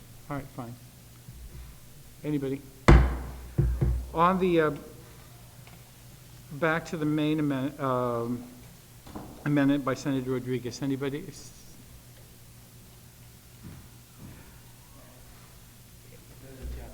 Senator Limtiaco. Mr. Chair, just to reiterate the prior conversation that we're having, in regards to the effect of Section 25, it appears as though Section 25 needs to be amended to balance it, because there's references to 50% salary adjustment, and there's a specific appropriation for it. So I just for a point of clarification and to make sure that those reconcile, it appears as though Section 25 needs to be amended further, whether it's reducing the $5 million appropriation to account for the 1.5, or changing the language in the potential amendment to reflect a percentage. Obviously, as retiring speakers have referred to, we don't know where the $5 million is, how it's going to be divvied up, and from a percentage perspective, it might adversely affect those other agencies. So I don't see these balancing, and if I think we need to work towards a further refining the amendment to make sure that they balance. Thank you, Mr. Chair. Thank you very much. I'm not sure that the $5 million will be sufficient to pay for everybody that's listed here. And so, you're right, I don't see how it's going to, but this is $5 million that the governor's being authorized to use to pay for hay. However, he's going to do that. And Chairman Rodriguez has asked that a specific amount be set aside for the hospital, which has a very difficult time making ends meet. But yeah, and maybe the compromise is if we just add in to include GMH, and maybe some sort of parity can be made across all the agencies so that it's fair. This is similar to the amendment that we all supported and was proffered by Senator Uggan regarding the law enforcement retroactive payment, in which a percentage was given to the judiciary's law enforcement, and subsequently the entire amount for the entire $10 million was a shortfall. So we're not fully funding the law enforcement retroactive payment.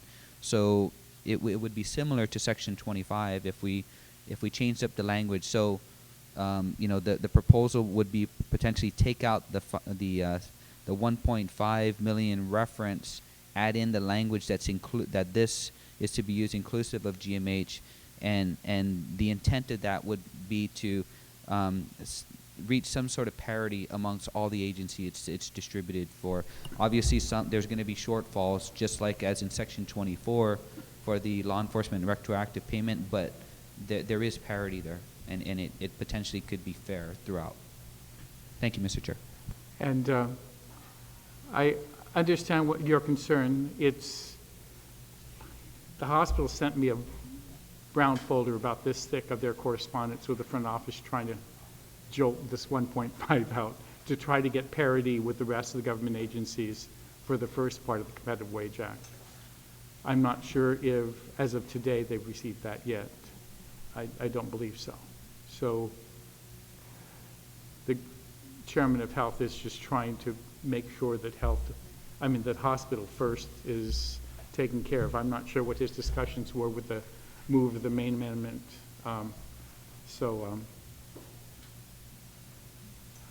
And I don't believe that the $5 million is going to be sufficient for everybody.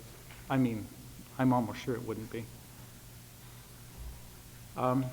So let's just take a short recess.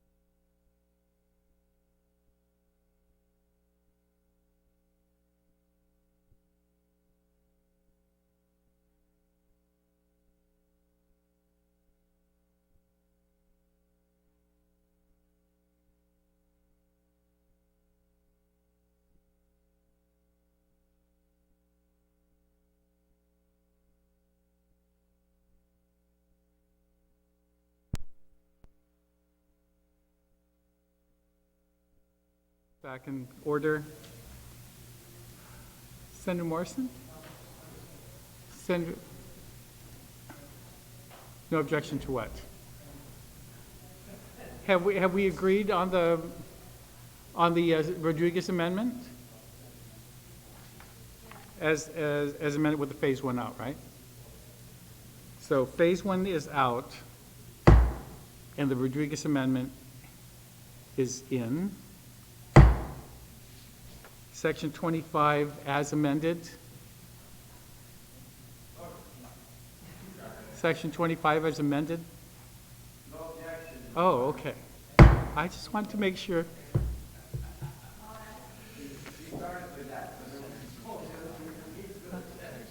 I know. We're on section 26, though I know some of you think that I was actually born in Roman ages. I'm not good with Roman numerals, so I'd like to just make two Roman numeral corrections to the beginning of this eagle eye. It should read, instead of 6, it's missing a one I there. It should be 7. And cross out the and add an and 10. So it's 2, 3, 5, 7, 8, 9, and 10. Okay? Yes. Yes, at 10. All right? And I apologize for not remembering Roman numerals from my youth.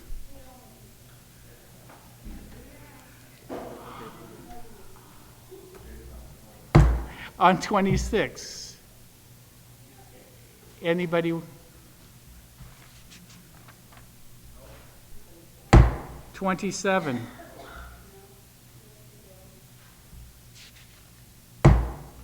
28.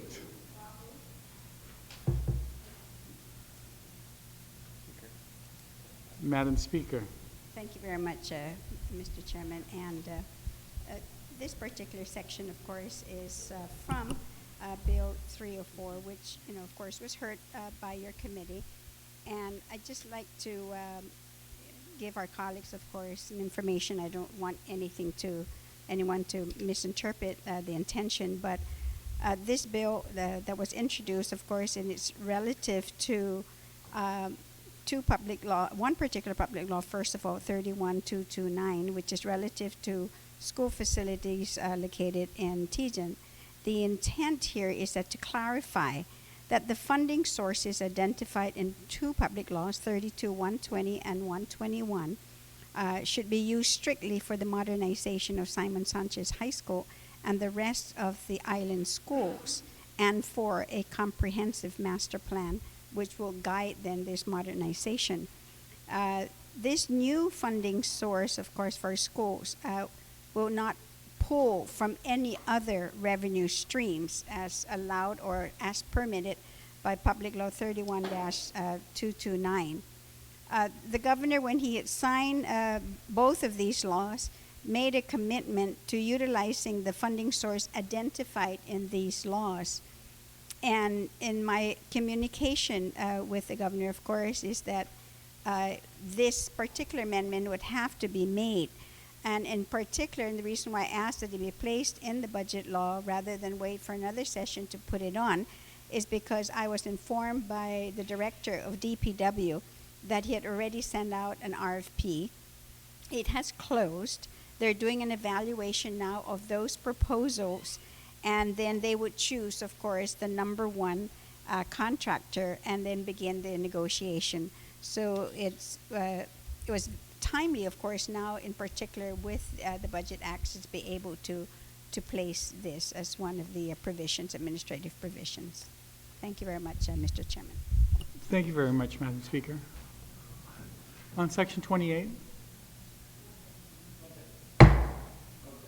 Section 29. Section 30.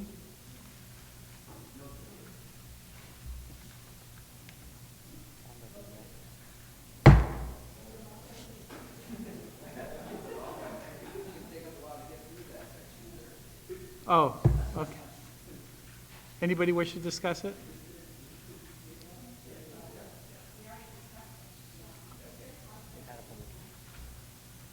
$31.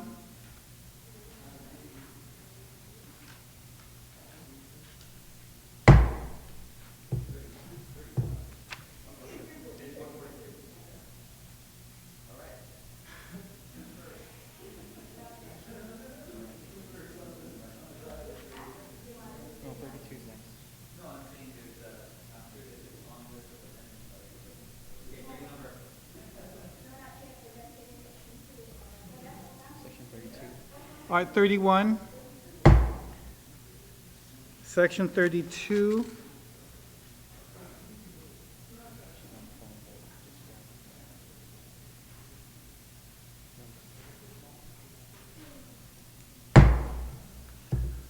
Before we close out chapter 12, do we have amendments? Senator Ada, Senator Morrison,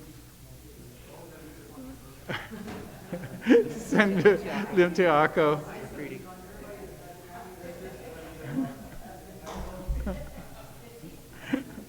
You wave your shoe and I won't see it.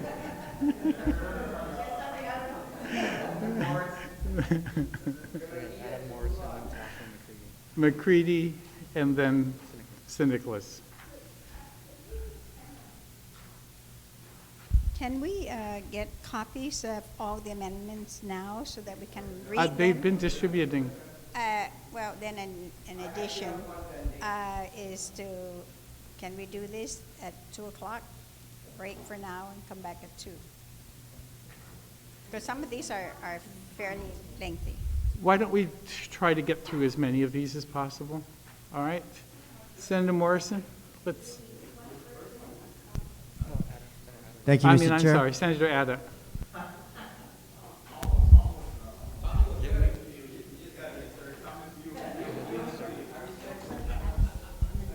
Mr. Chairman, thank you.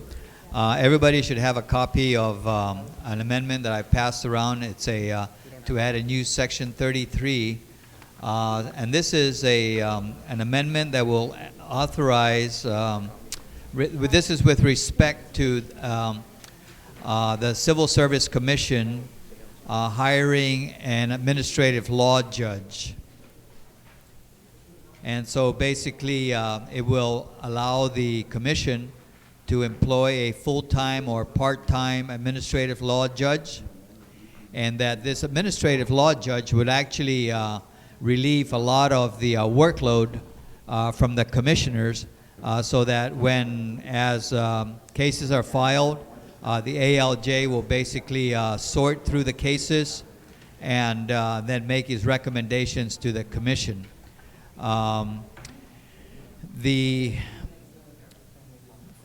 So that basically is the amendment that's being proposed. I think after everyone's had a discussion, there is one amendment that I would like to make to the amendment, which was not included in this. I have a feeling it may not have been distributed. I'm sorry.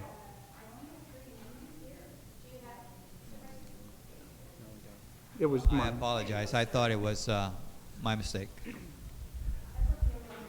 All right,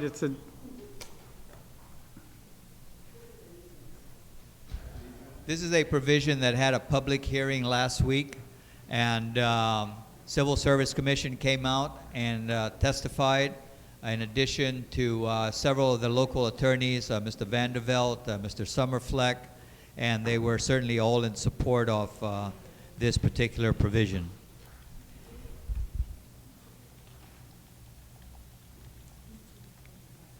Yes, and I'm glad that you mentioned that for all these miscellaneous provisions that we're going to be considering, the rules of engagement at the beginning was that they had to have had a public hearing, and this one did have a public hearing, and thank you for those of you that attended the hearing.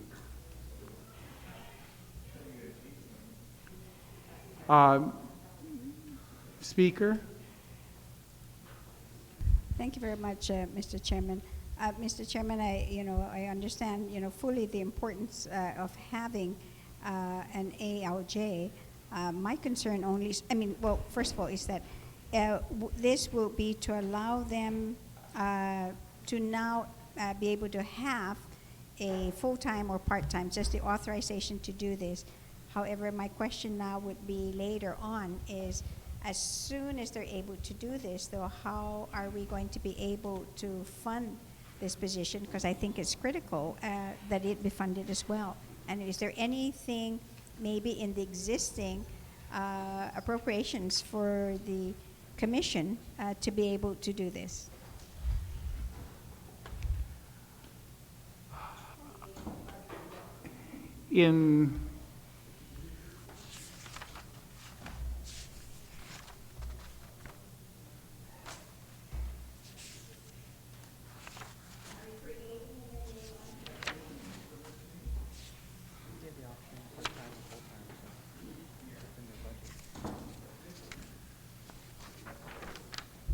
It can be handled within their budget currently.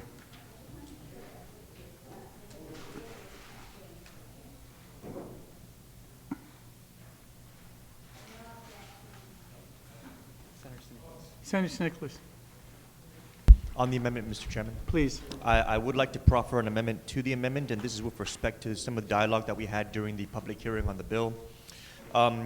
It was brought up in the public hearing about the concern of the ALJ having existing contractual relationships with the government and how that might pose a potential conflict of interest with respect to the determination of the ALJ as they are reviewing whatever civil service case is before them, because typically a civil service case is a case where an employee is bringing a complaint against the government.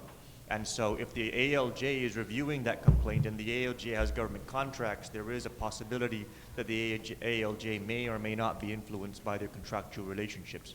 It was brought up in the public hearing that there are strong ethics codes that these ALJs and our attorneys are required to abide by, but any way that we can extricate any potential conflicts of interest in the administration of, especially the duties of the Civil Service Commission, I think would be very prudent. So I would like to make an amendment to an amendment that after the last sentence, replace the period with a comma and include the language which would read, and may not have any existing contractual relationships with the government of Guam while serving as an ALJ, except as prescribed by court order. And this language is what was also recommended during the hearing, because there are some attorneys who are ordered by the court to represent clients, but we wouldn't want those attorneys to be precluded from serving as ALJs. But every other potential contractual relationship could be considered a conflict. So I would like to add that, make an amendment to the amendment to add that language. On the St. Nicholas amendment to the ADA,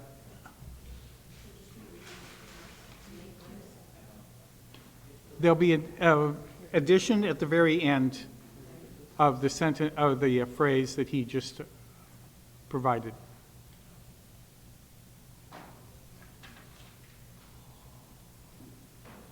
None? The St. Nicholas amendment is approved. On the main amendment with the St. Nicholas amendment, Senator Lim-Tiaco, and I then, did I understand, Senator Addy, you had an additional amendment to your amendment? All right, then we'll do Senator Lim-Tiaco and then back to you. Thank you, Mr. Chair. Mr. Chair, my concern with the amendment is that I don't see a provision to when this potential ALJ will result in some sort of conflicts that they need to recuse themselves, and what is the backup plan? Obviously, the commission can hear it as they do now, but if it were to be effective, wouldn't we want to have a provision for a substitute of some sort, in the sense that there may be a list of qualified or a list of potential ALJs that can step in when the current one has to recuse themselves because of these potential conflicts, and then it brings it more to light, given the most recent amendment that has been passed, that if it were to be effective, you would want that backup plan. And so we probably would want to insert some language to account for that. So that's my main concern, because I do support it. I think it's a great idea. I know that I spoke to former Senator Lamorena about it, but in order, I do foresee that at one point in time, because of the small community that we have here, that we are going to have conflicts of interest and the need for recusal. And in order for it to be effective, we would need to have a concession for that. Senator Ada. Mr. Chairman, I think the fact that the Civil Service Commission would be allowed to hire a full-time or a part-time. So I think the part-time ALJ is really going to be the individual that could be the backup. And it doesn't say that it limits them to one part-time, or how many part-time ALJs. I think that will address that concern. Is that satisfactory, Senator Limtiarco? I'm just wondering if if we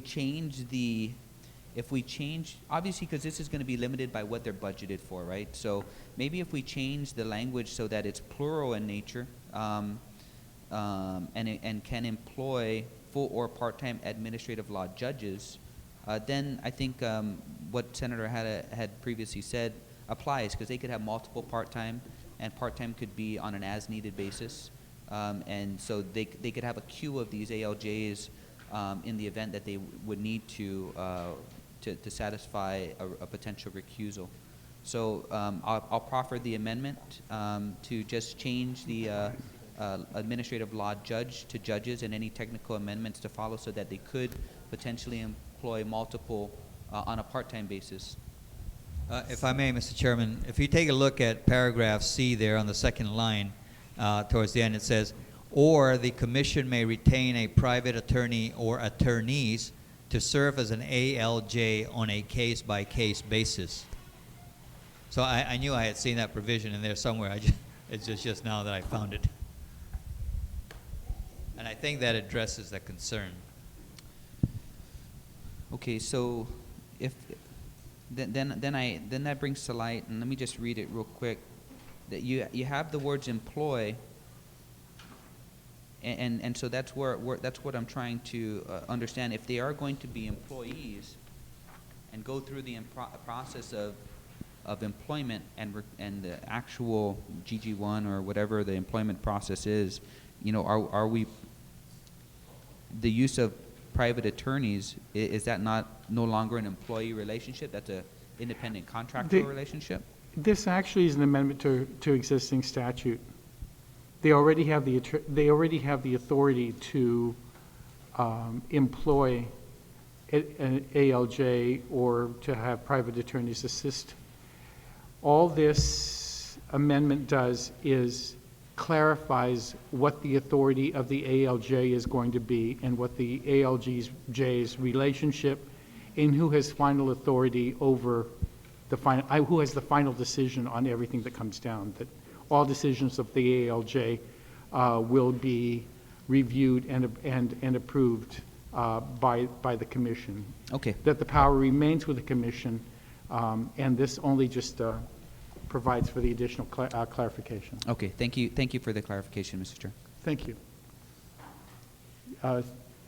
Senator Addett, you had a... Yes, Mr. Chairman. I would like to make an amendment to this amendment. And on the last sentence there, it reads, and right now in the existing statute, it says an ALJ must be a Guam licensed attorney. And at the public hearing, it was brought out that really there's no reason why it has to be an attorney.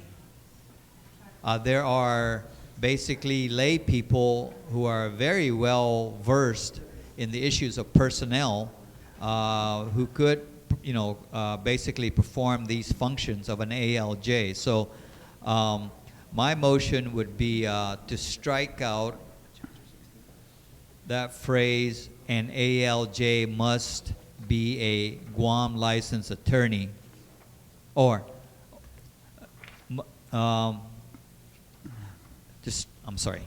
strike out, it should read an ALJ must be a resident of Guam, and we just strike out must be the Guam licensed attorney requirement. Strike that out. And that was a recommendation by one of the attorneys who appears a lot before the Civil Service Commission, and there was really no objection raised. Okay, so he's making an amendment. Oh, okay, just to strike that. Senator Yamashita.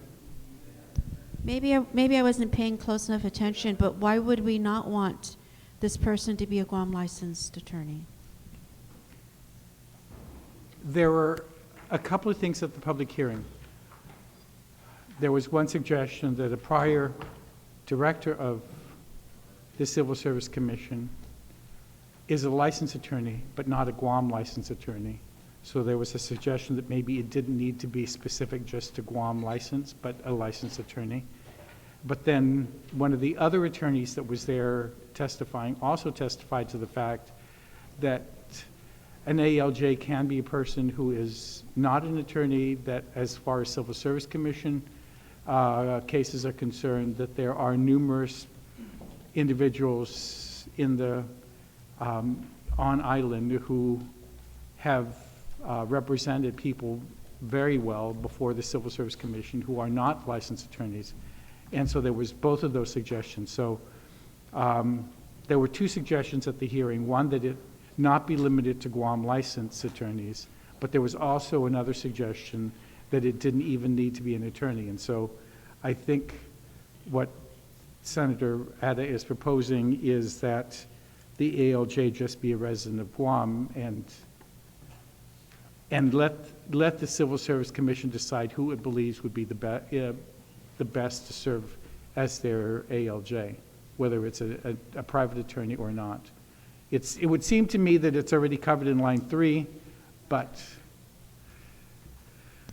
Okay, and so I think that's exactly what I was looking for, in that they would decide whatever their standards are, and then they would proceed with identifying attorney or not attorney, but they would know that they could do the work.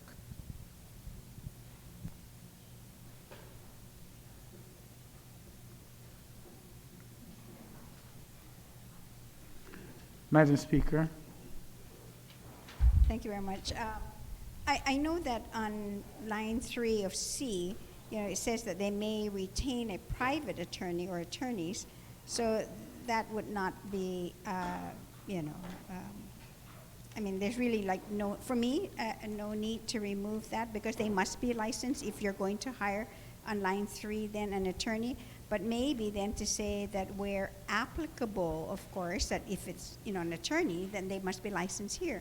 But I'm just curious, though, for an individual who's not an attorney, but can serve as an administrative law judge, that they have to be licensed to do this. What kind of license or certification or business license or what have you? And what are the qualifications for one to be an administrative law judge? I mean, I don't know what they are. And I know you said I that don't there are believe there's some a lay certification for an ALJ for Civil Service Commission, but I do know that a former colleague of ours, Senator Palacios, was a very successful advocate for employees before the Civil Service Commission. He represented numerous people successfully before the Civil Service Commission.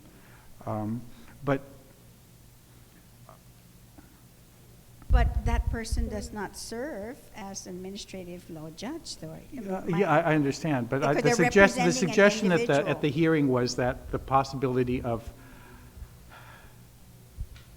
having a non-Guam licensed attorney was the one suggestion, because the former director, Civil Service Commission director, was licensed in Saipan. She was not licensed on Guam, and she served very well as the director. Maybe even people like the current chairman, who's been on the Civil Service Commission for 20 years, could be an administrative law judge if he ever went into outside. So I I think if we can, at least for right now, maybe just, if we want to just strike the Guam and at least have a licensed attorney for right now, and if the Civil Service Commission wants to come back and say that they're not able to get anybody, that they need to expand it past attorneys, then we can address that. But at least for right now, to just, that it be just a licensed attorney, but it doesn't have to be a Guam licensed attorney, but a licensed attorney somewhere. That, I know I probably shouldn't be doing the discussion from the chair, but I'm just trying to move this along. Okay.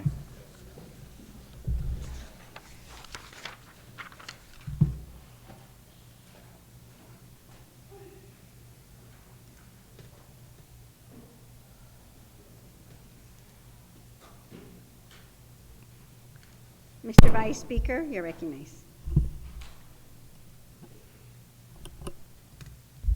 Madam Speaker, I think we're unnecessarily complicating this amendment to address a very urgent need by the Civil Service Commission.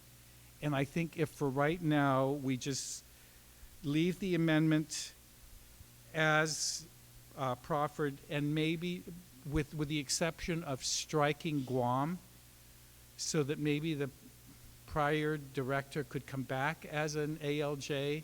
She is a licensed attorney elsewhere, but not licensed here, and could serve as an ALJ very effectively.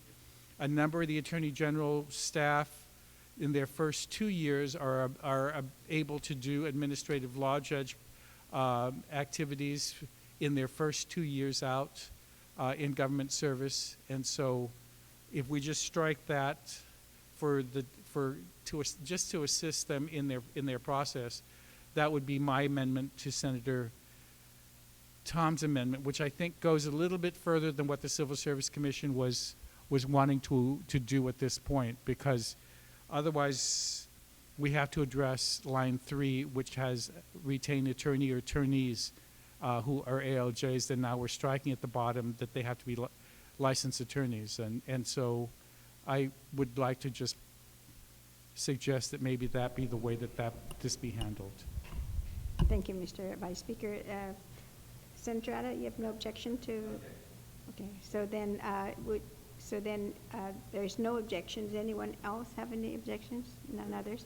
So then the amendment is then to amend Senator Ada's amendment was to delete then the Guam licensed attorney and let it only be a resident, but there's no objection to making it a license, to put back a licensed attorney and a resident of Guam. So Guam is the only one that will be removed, the word Guam. Correct. Okay, so on that amendment, no objection? So ordered. Thank you very much. Okay, so on the main amendment, is there any objection then to the main amendment, the new section 33? No objection? So ordered.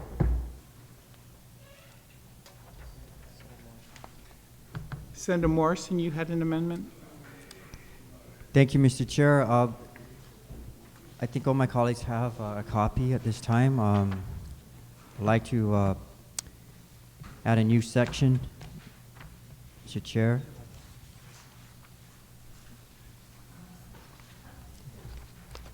I read on section. Does everybody have a copy? You'll be 34. Right. Mr. Chair, I think many of our colleagues here have been beneficiaries of I believe in the 80s, of youth centers, youth programs, and village programs that were administered by DPR. And today, as we look into DPR's operations, and especially the Recreation Division, you can see that the programs there have slowly disappeared. So I proffer this amendment because it does several things, and I have to clearly acknowledge the help of the late Speaker Ben Pangilinan, who guided me in this process. As I noted here, this was Bill 290 that was previously heard. and our goal was to try to restore back the Public Recreation Service Fund.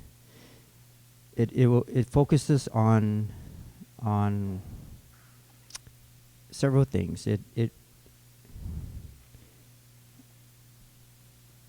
mandates that the revenues are continually appropriate to DPR, and that shall remain in the fund until the commission authorizes its expenditures. That was one thing that clearly Speaker Ben wanted to ensure, that there was dual signatures and authorized, and one of those signatures will come through authorization by the commission.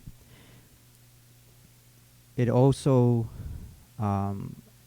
allows for the fund to be used to pay for coaches, instructors for youth and recreation programs under DPR. Rather than hiring employees, the department can contract out these services as each lead or program requires. Mr. Chair, we've seen how Guam has evolved with the different types of physical programs or physical outlets that are out there that weren't available back in the days where we had all these youth leagues, youth centers, and programs. So the goal of this amendment is to allow the department to use this fund to work with these programs, work through public-private partnerships to administer these programs within the villages.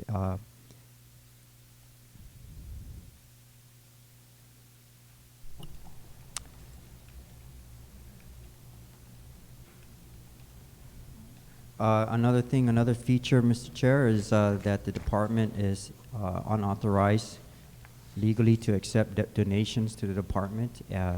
As a former director of the department, this kind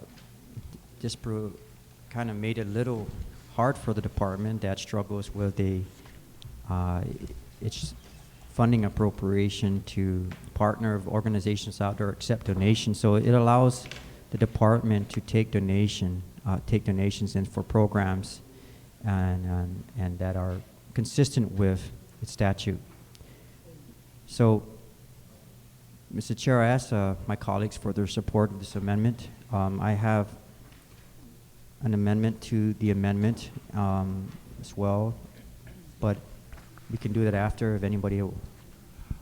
All right, and I want to thank Senator Morrison for prefacing his amendment with the fact that it had been publicly heard and the committee report had been reported out. If I keep stressing that, it's for a purpose. So thank you very much, Senator Morrison. Senator St. Nicholas on the Morrison amendment. Thank you, Mr. Chairman. I just had a concern that I wanted to address on the first page, the new item 4, where we're going to be paying stipends for coaches, instructors, and for sports recreational activities exclusively under the jurisdiction of the Department of Parks and Recreation. I was just curious about the issue of jurisdiction and whether or not that may open up any kind of liabilities with respect to, let's say, for example, there's a coach that's getting a stipend from DPR and there is an accident, or there is a practice that's very rigorous that results in some kind of injury.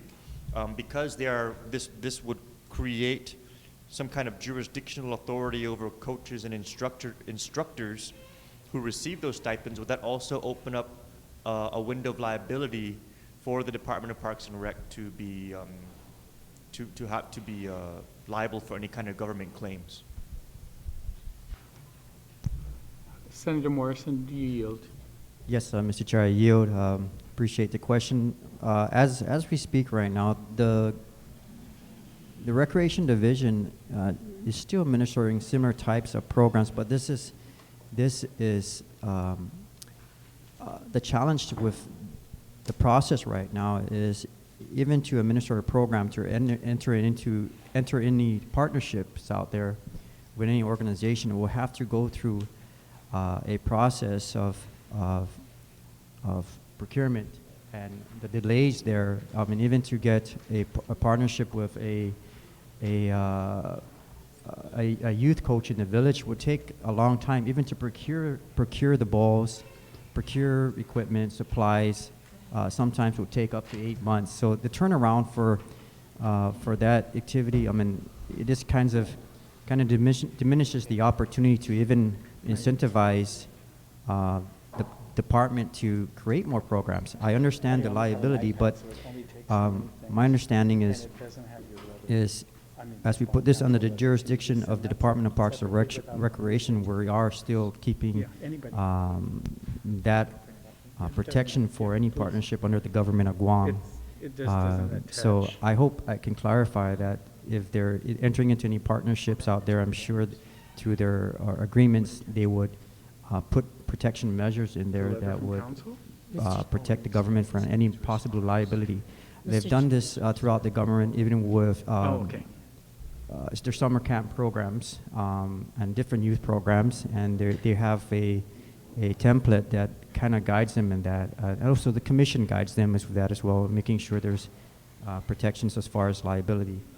But again, this is occurring at this time. What we're trying to do with this fund is to restore back what flexibilities they had back in the 80s when this fund used to generate up to $1 million because of the ability to turn around those resources to more programs as they generate revenue from those programs. So I hope I clarified it a little bit. Mr. Chair, do I have a point Senator- of information? Okay. Can I You, state my point of information? Go ahead. just based on past experiencing being an athlete and also being a manager to programs that happen within the Department of Parks and Recreation, also having oversight in the past, I want to share that there is a template in place that every athlete, every manager, every team who is a part of a event or a league or a weekend tournament has to go through, and there is a complete form called the waiver of liability for the coaches, for the team, and for each player individually that is templated within the rules and regs of the different events and leagues that the Department of Parks and Recs has. So that's what I know that still happens today. Typical Wang fashion. Mr. Chairman, I understand the waiver of liability. My concern, though, is, for example, if there is a case of criminal sexual conduct between a coach and a player. I mean, there's no way you can say that they waive that liability. And so if that coach is under the jurisdiction of Parks and Rec, does that now become a potential liability to the government of Guam because we did not have any kind of screening process established for or any kind of screening criteria established to make sure that we're vetting these individuals and ensuring that they're qualified, they're safe, they're trained, or what have you. I think that once we begin expressly stating that they are under the jurisdiction of the agency and compensating them for that, then the agency becomes liable as a result of the actions of those individuals. And so I think that we need to make sure that the necessary safeguards are in place to ensure that whoever those individuals are properly trained and they're properly vetted before they are just hired out as coaches and create outstanding liabilities to the government of Guam. If I'm incorrect, I would like to yield and request guidance from legal counsel if I'm being overly cautious, but I would like to err on the side of caution in this regard because I believe that this language here of placing them under the jurisdiction and providing compensation does create a whole new level of liability that we might need to address. Mr. Chair, if I can add, maybe you can correct me here, but I believe there's also no liability because these coaches or entities are not employees or agents of the department. So I want to put that out on the record that these coaches, they're not employees, they're not agents of the department. So I believe there's also something to recognize that there's no liability. All right. Why don't we recess for lunch? Would the two senators please meet with your legal counsel, and if legal counsel can, during the lunch period, provide you with the advice that might be necessary, and then we'll deal with this. We'll recess till 2 o'clock.